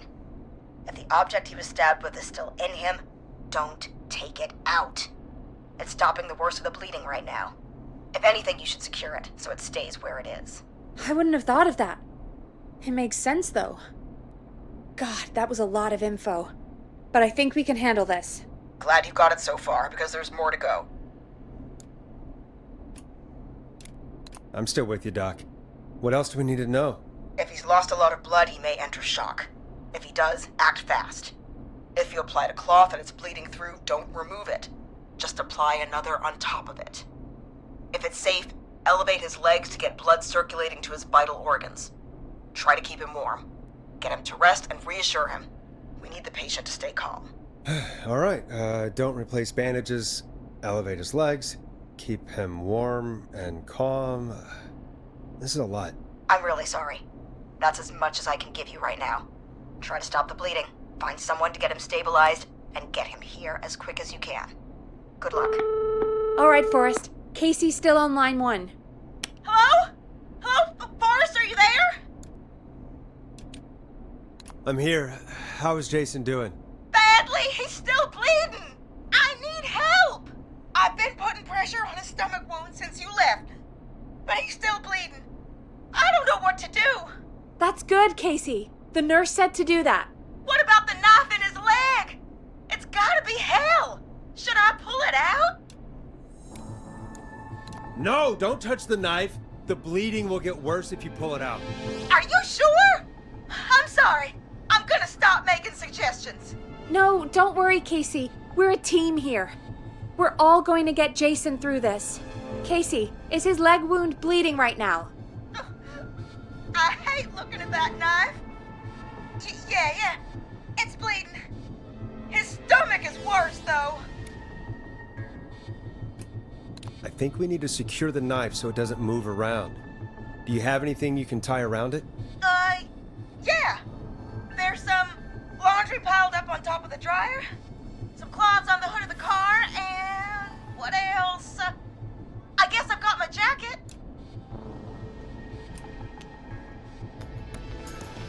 Take the cleaning rags and hold them over the wound. I really hope these are clean. Here we go. I'm sorry, Jason. It's secure. I'm putting pressure on his stomach again. I'm starting to think we might make it. Forrest, can I have a word? Now isn't the best time, Peggy. Can it wait? Forrest, it's kind of important. All right. Give me a second. Casey, I'm going to have a quick word with Peggy. Keep putting that pressure on and let us know when the bleeding is under control. You're doing great. But what if something happens? We'll still be here. Just shout if you need anything, and we'll be there. I promise. Okay. I'll wait. Jason, please be okay. What's up, Peggy? We can't stay on the line with her all night. Dawn is still out there. What if other people need us? You're right. She's probably on her way to her next target right now. Exactly. And you heard the nurse. We need someone there with training who can stabilize him. He's got to get to the hospital somehow. Any suggestions, Peggy? I might. A little before you started working here, KFAM did a mandatory first aid training course. Me and Karen missed it because we were away on a producer getaway. You skipped it, didn't you? Never mind. So, how does KFAM's first aid course help us? Casey said they're at 25 Nancy Drive, right? Yeah? Why? They put up a bunch of cheap houses around there about 10 years ago. So a bunch of people here at the station live around there. Do you think any of them could help Casey and Jason? Probably, but I don't know who lives there. And since I missed the training day, I don't know who knows first aid. Could you call them and ask? I don't know everybody's numbers. I've only ever called Karen. Everybody's personnel info is probably in Reggie's office. Got it. I'll look through their files in Reggie's office. It's a life or death situation. I'm sure they won't mind. Right. But there are a couple of problems with that. Go on. It's sensitive information, so Reggie probably locked it in his safe. Great. Great. Do you have any idea what the combo for the safe could be? Not a clue. Reggie's a serial note-taker, though. Maybe something in his office will give it away. Right. There is something else. I'm not gonna like this, am I? Have you ever heard, "The future is floppy"? Peggy, what the hell are you talking about? I'm talking about floppy disks. Floppy disks are like these futuristic things that have information on them. You put them in a computer and they do something. Peggy, I know what a floppy disk is. Anyway, Reggie decided that the future is floppy and started phasing out our physical records and replacing them with these floppy disks. I imagine it's the same for our personnel files. That's good to know. Since we haven't heard anything from Casey, I'm guessing Jason's okay for now. I'll check out Reggie's office and see what I can find. You'll need a key for that. I'll just slide it under my door now. Thanks, Peggy. I'll just have to look around. Good. I'll patch my mic down to the office, so you'll hear me over the intercom.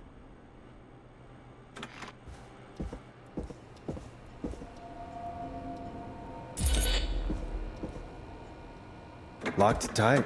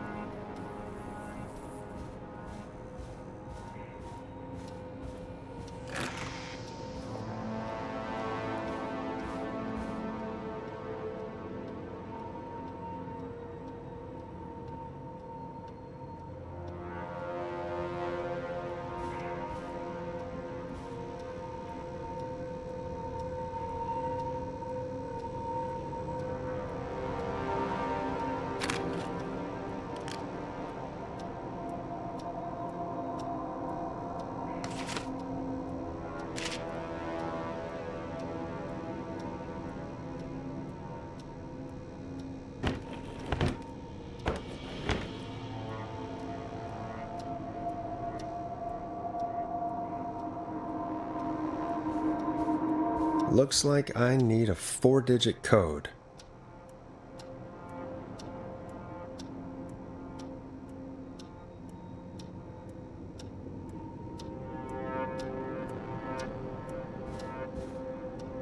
Hey Peggy, you there? Yeah, I'm here. Did you find what we need? I can't figure out how to get into this stupid safe. No worries. We still have a little time.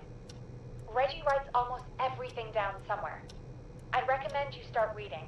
I'll have a look around. You're probably right. I'll let you know when I find something, or don't.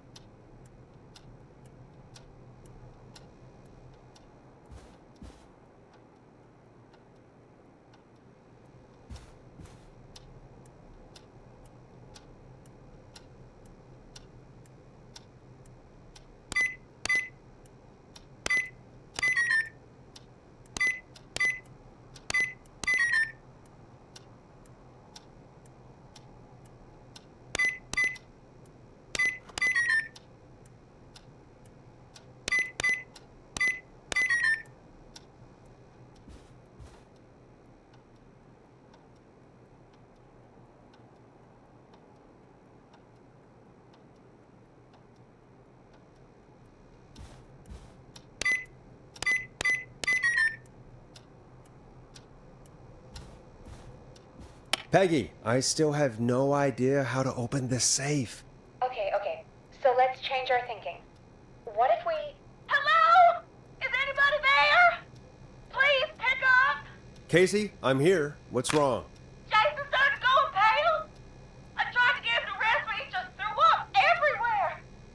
What's happening? What do I do?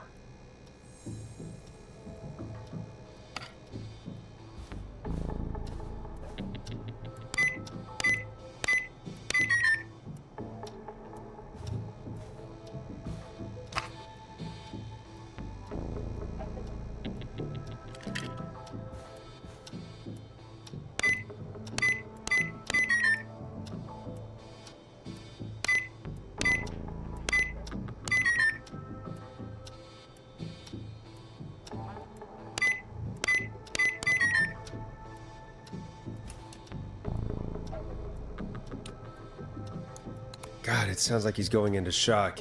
Casey, just stay calm. It's going to be okay. But the breathing seemed to slow down. Did I mess up?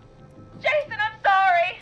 Casey, calm down. You've done everything right. I need you to listen to me, okay? For Jason. What did the nurse say to do about shock?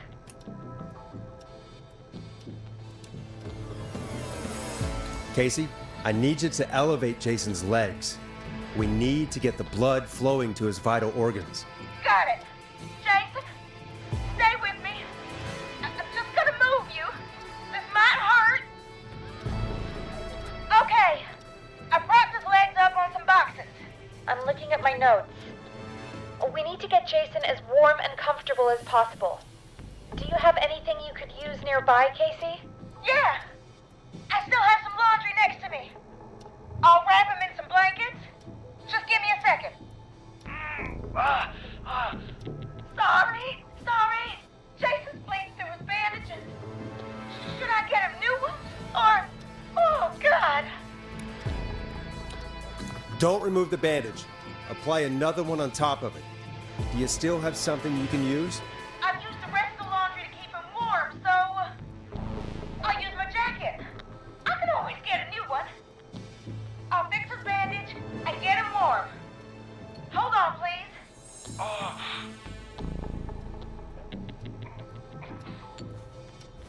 Sorry. I'm done.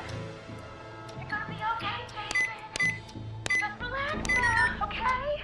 He's scared. He's not doing well. Is he gonna... Jason is going to be fine. Just make sure he knows he's going to be okay, okay? Okay. Please. I can't give him what he needs. Please sit down. I can't lose him. Come on, Karen, pick up. Hello? Who is this? Oh, what time is it? Karen, it's Peggy. Something terrible has happened, and I need your help. Peggy? Oh. Did Reggie find out about our drinking sessions? What? No, somebody's been stabbed. He's at 25 Nancy Drive. There's no ambulances, and... Whoa, Peggy. You know I missed first aid training. I have no idea what to do. Please, Karen, you always know what to do. You're the best we were able to come up with. I really don't know about this. Karen... Okay, I'll do what I can. 25 Nancy Drive, right? Yes. Thank you, Karen. I really owe you one. You're looking for Jason and Casey. Thanks. I'll head over there now. We'll talk soon, okay? Good luck. Hello, Casey. Are you there? How are we doing? Bad. Jason seemed really weak, and then just started thrashing.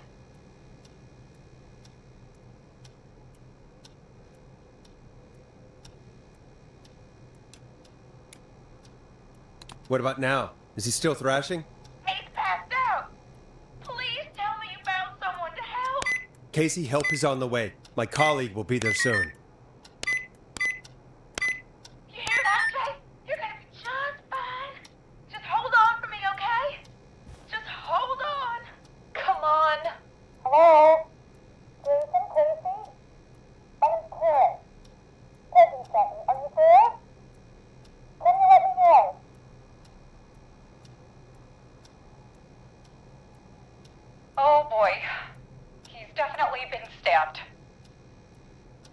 You hear, Casey? It's gonna be all hands for this one. Okay. Forrest, we'll call you back later. I have to go now. Good luck, everyone. God, I hope he's gonna be all right. And with that, the show moves on. We're sending our best wishes to Jason. Well, after all that excitement, I think we could use some music.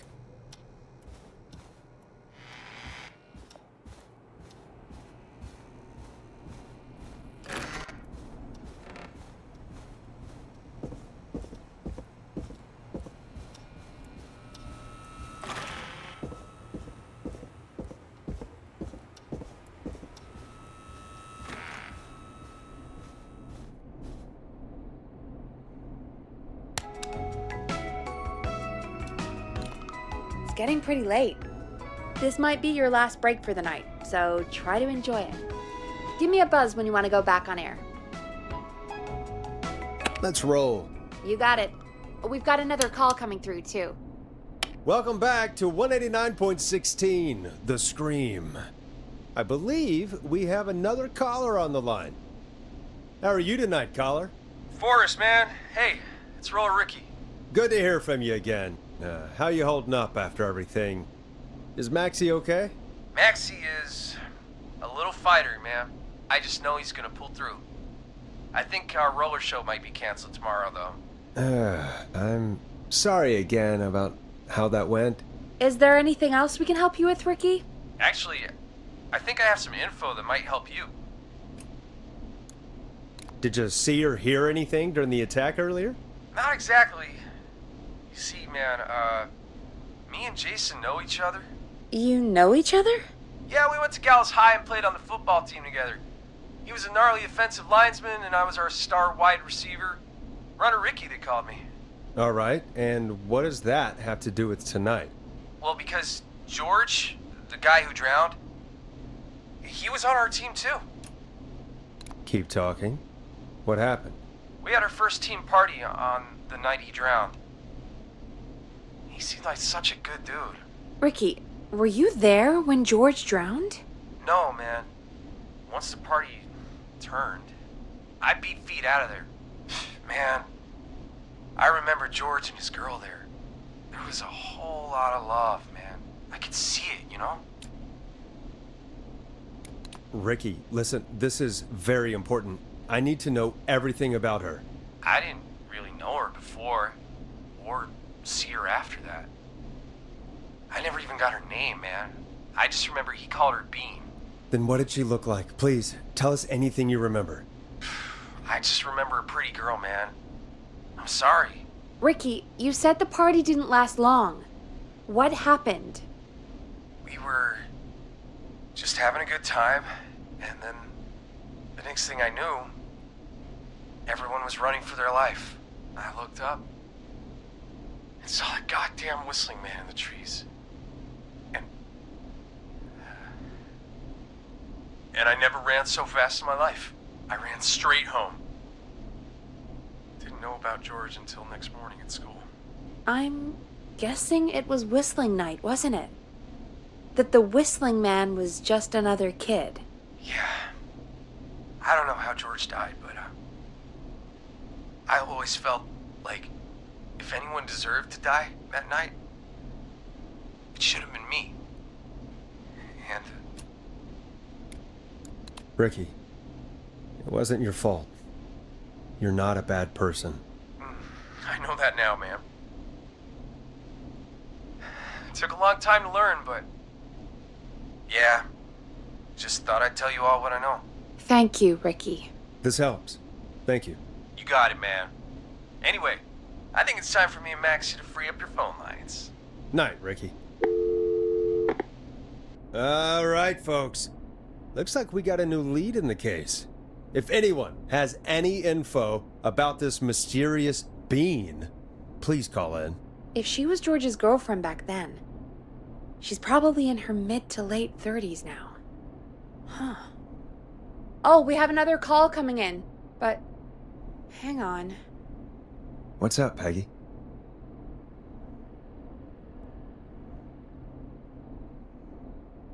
Peggy? You're gonna want to take this call off the air. Who is it? Just do it. All right, folks, it's time for another track. Here's one to help you sit back and relax. We'll be right back after this.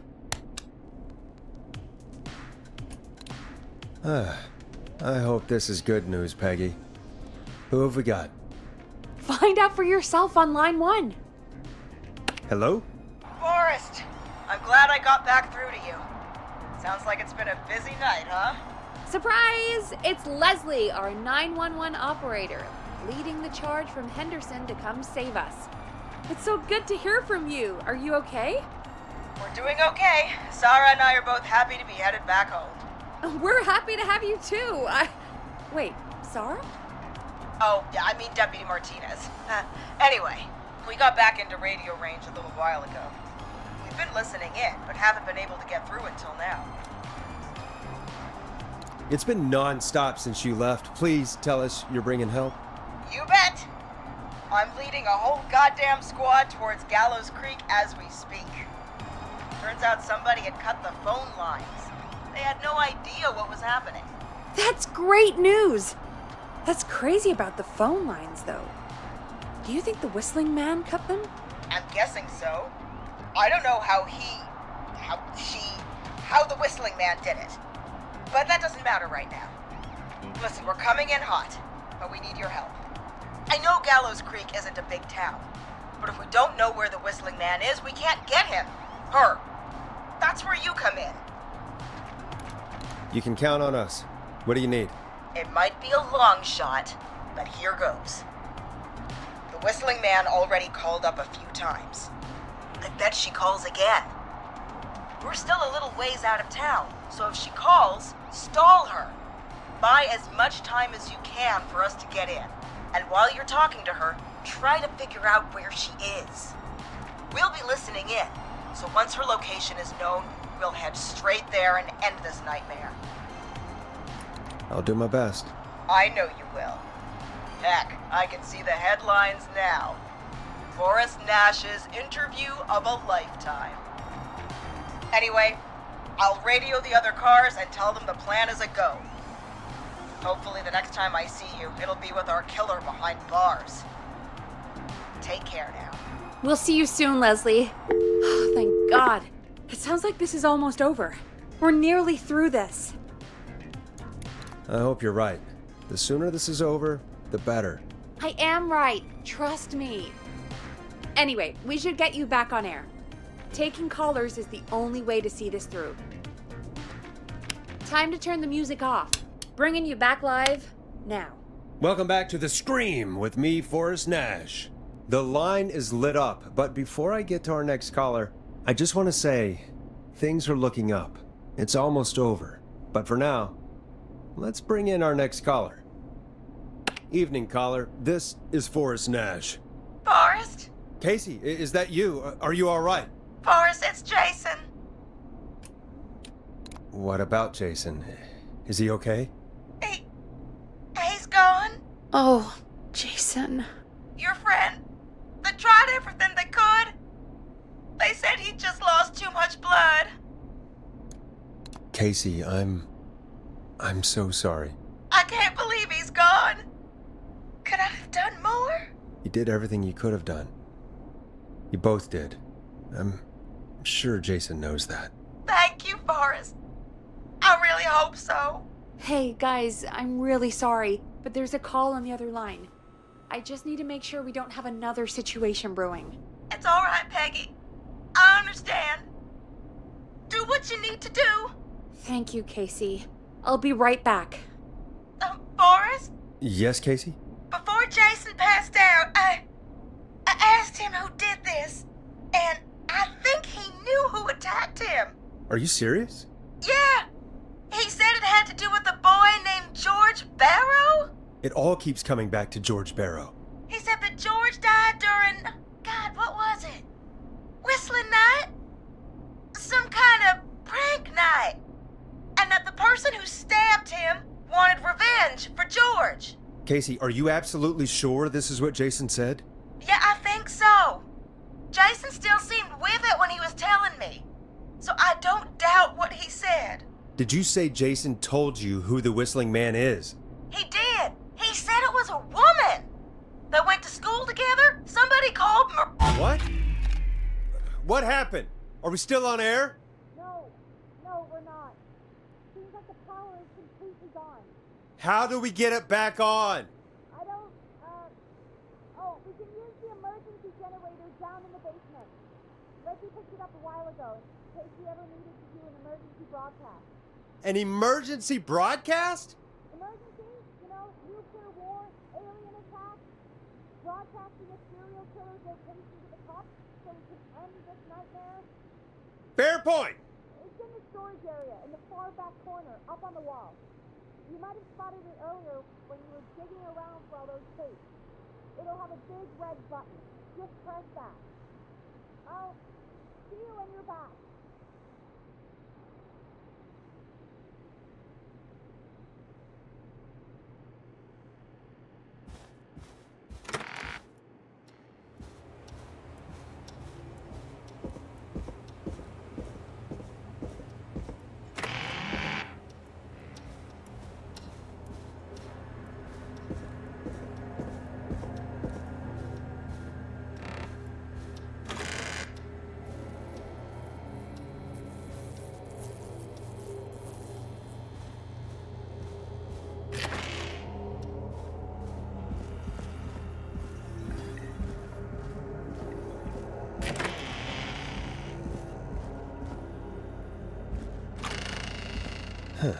Far back corner. Why is this station so big?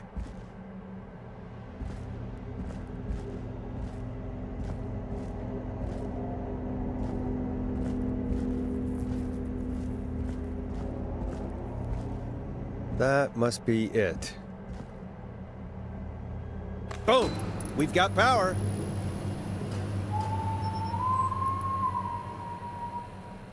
The Whistling Man. I need to warn Peggy.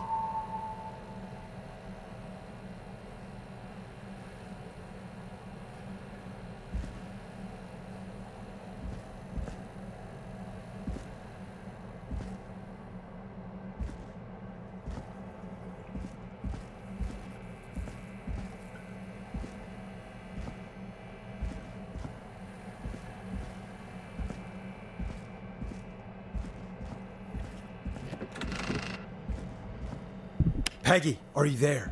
Are you... Peggy? I need to get back upstairs.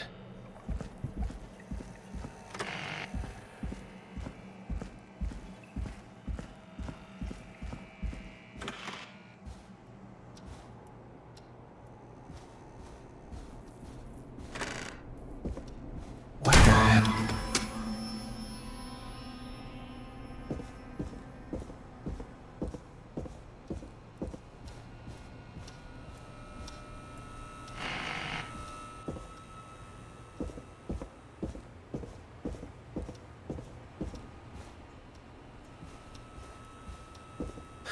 Oh no.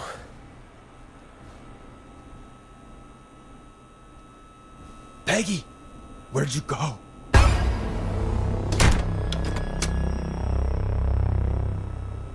No way. This can't be happening.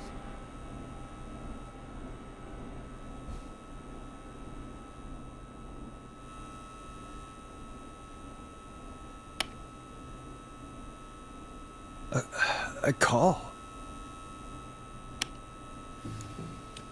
Where's Peggy, Don? Have some patience, Forrest. It's almost the end of the night, almost the end of the show. But it's not over just yet. Got a little time still. So let's make the most of it. What do you mean? Make the most of it how? Well... Huh? I thought we'd end tonight's Whistling Man special with a special guest. The one who started it all. Let me take that out of your mouth and... You crazy bitch! Let me go! Welcome to the air, Mr. Teddy Gallows Jr. Wait. It's all gonna come out tonight, Teddy. Your daddy and his money saved you 20 years ago. But even Wait, where the hell is Teddy? How are you talking to him if you're here with me? Because I'm not there with you, Forrest. I'm here with Teddy. And if he says where that is, well, he knows he'll get it. I can see you. You're standing right in front of me. Oh, I get it. You're wondering who's there at the station with you. Forrest Nash, let me introduce you and all of Gallows Creek to my boy, Henry Barrow. Your son? You mean you... Wait, that he... Yes, Forrest. He and I had a son. So there were 2 whistling men tonight. Of course. That explains how you were always able to get around town so quickly. And Murphy, he was right, wasn't he? He did fight a man. He did. I taught my boy to never run away from a fight. Hang on. Did you say Barrow? Then, are you... Let me just get this mask off. Damn uncomfortable thing. No wonder Mooney went crazy wearing this. There we go. Marie Campbell? George's old girl. Oh, well, it sure has been years since I last saw her. Oh, God damn it. I'd be quiet if I were you, Teddy. But I'd listen to Forrest. Everyone's gonna know now what Teddy did. He killed George that night. This night. 20 years ago. Listen to me. You're gonna talk when I talk to you. And not a moment before. Meanwhile, Forrest, I'm gonna give you the chance to talk. You're gonna help me reveal what really happened to George all those years ago. Why should I help you? Why should I play any part in this? Because I think you believe in justice. You think this is justice? You have no goddamn idea, Forrest. These people you've been trying to save, they were all in on it. They all knew George was murdered, but... Murdered? Listen, I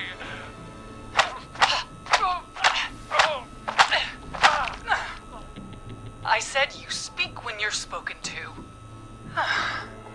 Now, I know you've done some good work tonight in piecing together what happened to George 20 years ago, and that's why I want you to interview us. Interview you? All right, I can do that. Thank you. I want you to help me and Teddy tell the story, Forrest. Do a good job. And hell, you might be the only one to leave here alive.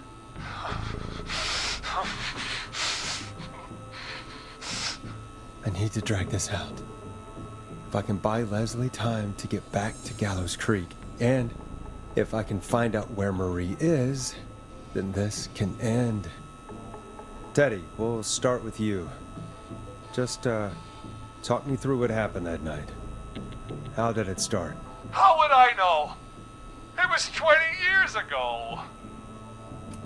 Teddy, be honest with me or we're both going to die. Honest? Forrest, I'm trapped here with a psycho. Ow. What the hell? God damn it. Okay. Our first team party was coming up. And when I saw the date it was scheduled for, I had an idea for a way we could prank the new guys. I understand that kids in Gallows Creek know tonight as Whistling Night. I'm guessing that's what you mean? Well, we didn't have a name for it then. It was just the night that Mooney went missing. But Whistling Night is what they'd call it later. Wait. You mean this was the first Whistling Night? Keep talking, Teddy. We went up near Whistling Point. God, who was there? Me, Jason, and George, of course. But George didn't come alone. He brought Marie. And Roller Ricky. He was there too, wasn't he? Yes, Ricky was there too. Runner Ricky, our wide receiver. I helped him off the bottle, you know. Because I'm a decent man. Is that so? Yes, it is.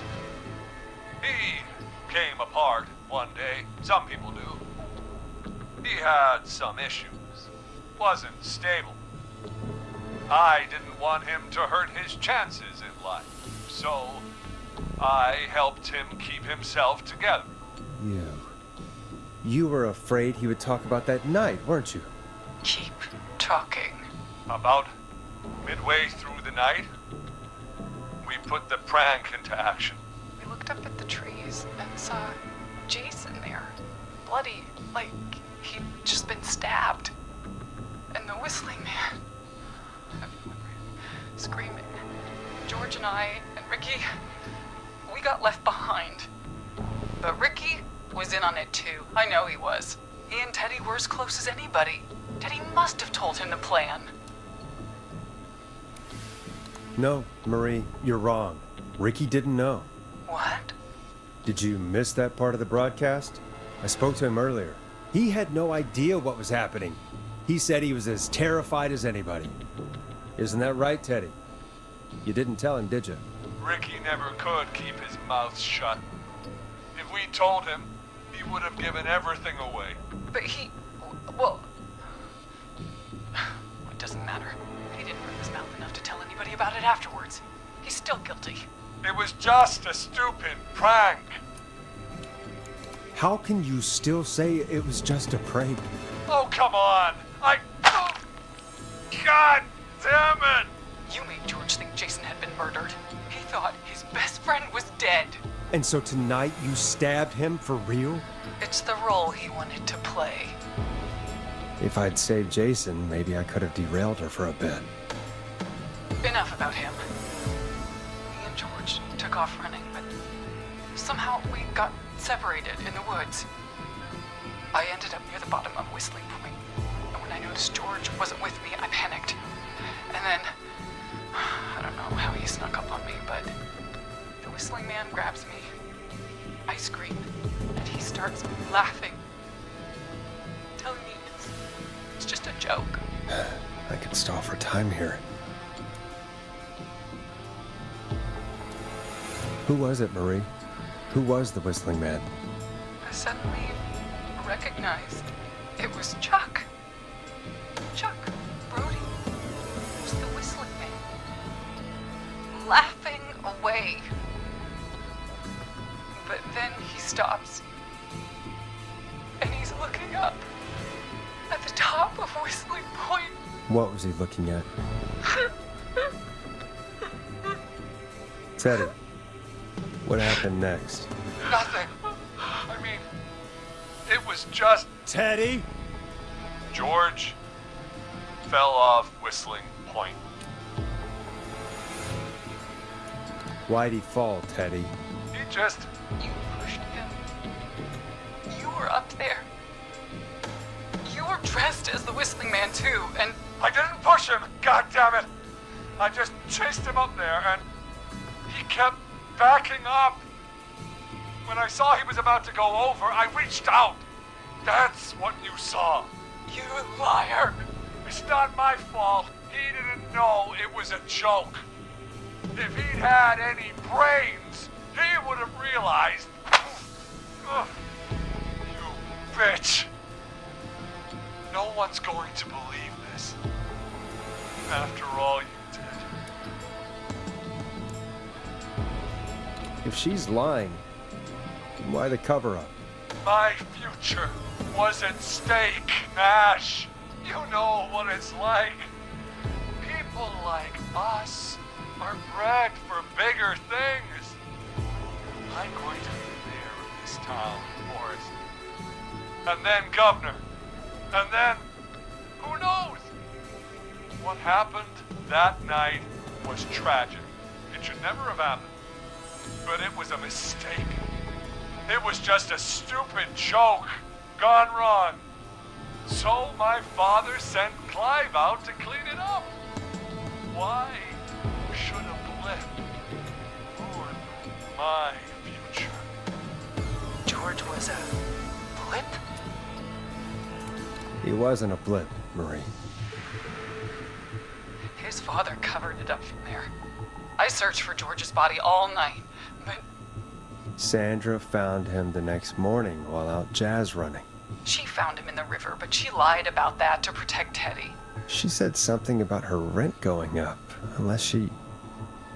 Teddy, did your father own Sandra Sharp's dance studio?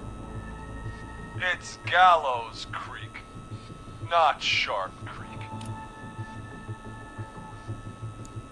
I take it that's a yes?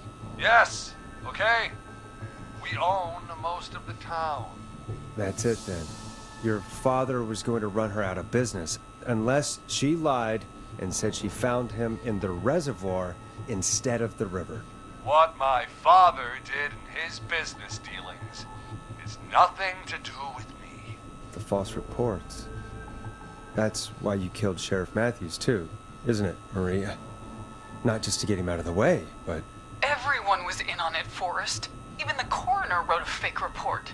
Said George was drinking. That he just got himself into trouble. And Fake report? I only heard the tapes. you'd be disgusted by it. For all it's worth, Virginia didn't have much of a choice. She had a sick sister whose treatments she couldn't afford. She played along with the gallows to save her sister's life. And her own. Even still, she should have told the truth. I did my part. I tried everything I could think of. I even went to the newspaper, but no, that coward killed the story. But Maurice Russell is dead now.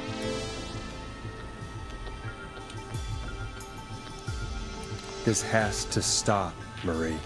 Never should have started. Shouldn't have pushed my George on the crew. He should have been punished. It's coming to a stop. At least for now. Here, where George and I first met, before he joined the football team, was right after he shot the winning throw. Wait a sec. We're at Gallows Creek High, in the gymnasium. That's right, Forrest. Not that it matters. Yes, we're here. Anyway, I think that about wraps up the interview with Teddy. So... Marie? Where? Oh my god. Peggy! Teddy? You've got to help me. Quiet. You'll talk more later. Now I have to talk to someone who mattered more than you ever did. Peggy. It's been so long since I've seen your face. I worried you wouldn't come. Marie! Oh my god. I thought you... And here I was, thinking you'd forgot me. I'd never forget my own sister. What the hell? Peggy, what's happening? Why are you even there? Wanna explain, Peggy? Earlier, while you were speaking to Casey, I got a call. Do you remember? Well, it was from Dawn. She said that my sister Marie was there that night George died, and that I should come to the gym for a reunion. And when you walked in, you found out. That my sister is the Whistling Man. Good to see you too, Peggy. Why didn't you tell me any of this? She said that it was my last chance to see my sister. I knew if I told you, you'd try to stop me or come with me when we need you on the radio. And I just... You should have said something. You should have told me. I know, okay? I should have. But I didn't imagine this situation then, so just... What happened to you, Marie? You just disappeared one day. Disappeared? I was thrown out, Peggy. I begged Mom and Dad to do something about what happened that night, but did they care? No, they told me to stay quiet. They only cared when they learned I'd been with George, and... Marie, I'm so sorry. I never knew. It's not your fault. Really, it's Mom and Dad I should be seeing right now. But since they're dead and gone, well, I'll have to settle for the next best thing. You mean Peggy, don't you, Marie? Someone has to pay for what they did. Marie, please. Mom and Dad are gone, Peggy. Besides, you forgot me. Just like the rest. You forgot. Is there any way I can prove Peggy didn't forget Marie?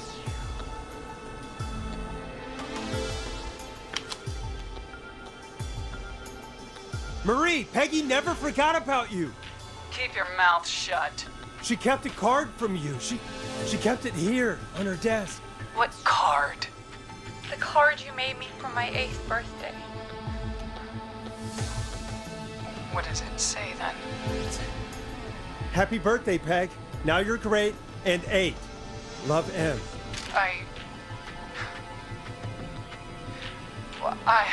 Henderson police! Freeze! No! Henry! Get out of there! Peggy! We have 2 wounded, and we're in pursuit of the suspect. Henderson police! Freeze! Forrest! Leslie, how's Peggy? She's been cut pretty bad, but we're here now. I'll be okay. God, Marie! Hey, Zara! I need you to look after Peggy. She needs help. Now. We got here just in the nick of time. Where's Marie? She bolted right as we got here. The police are right on her heels. It won't be long now. It's over, Forrest. Well, folks, it was a long night, but we made it through together. I'm gonna head off to go check on Peggy. This has been Forrest Nash. And it's been a scream.